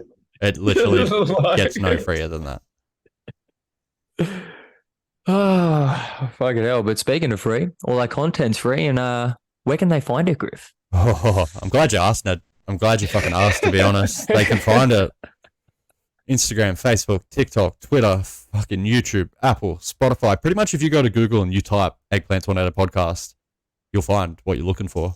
And when you do find what you're looking for, do yourself a favor, do us a favor, hit like, hit subscribe, hit dislike. I don't fucking even care anymore. Just hit something. Unless you're Dana White. Stop hitting your wife. But yeah, no, we're places. We're here, we're there, we're fucking everywhere. I was literally just about to say, but don't hit your missus. Yeah. Like, unless you're Dana White. Dana. Fucking keeping an eye on you, bud. We'll be back later in the week with a little veggie bake. Little baked veggies. I'll preheat the oven now and we'll slap him in. Oh, we'll speak of something we'll also speak of something that's bacon on the veggie bake. I'll start setting the table. All right, tradies, gentlemen. Yeah, get behind the lads. Fucking, we'll see you later this week. See you then. Don't get your dicks all twisted in the twist.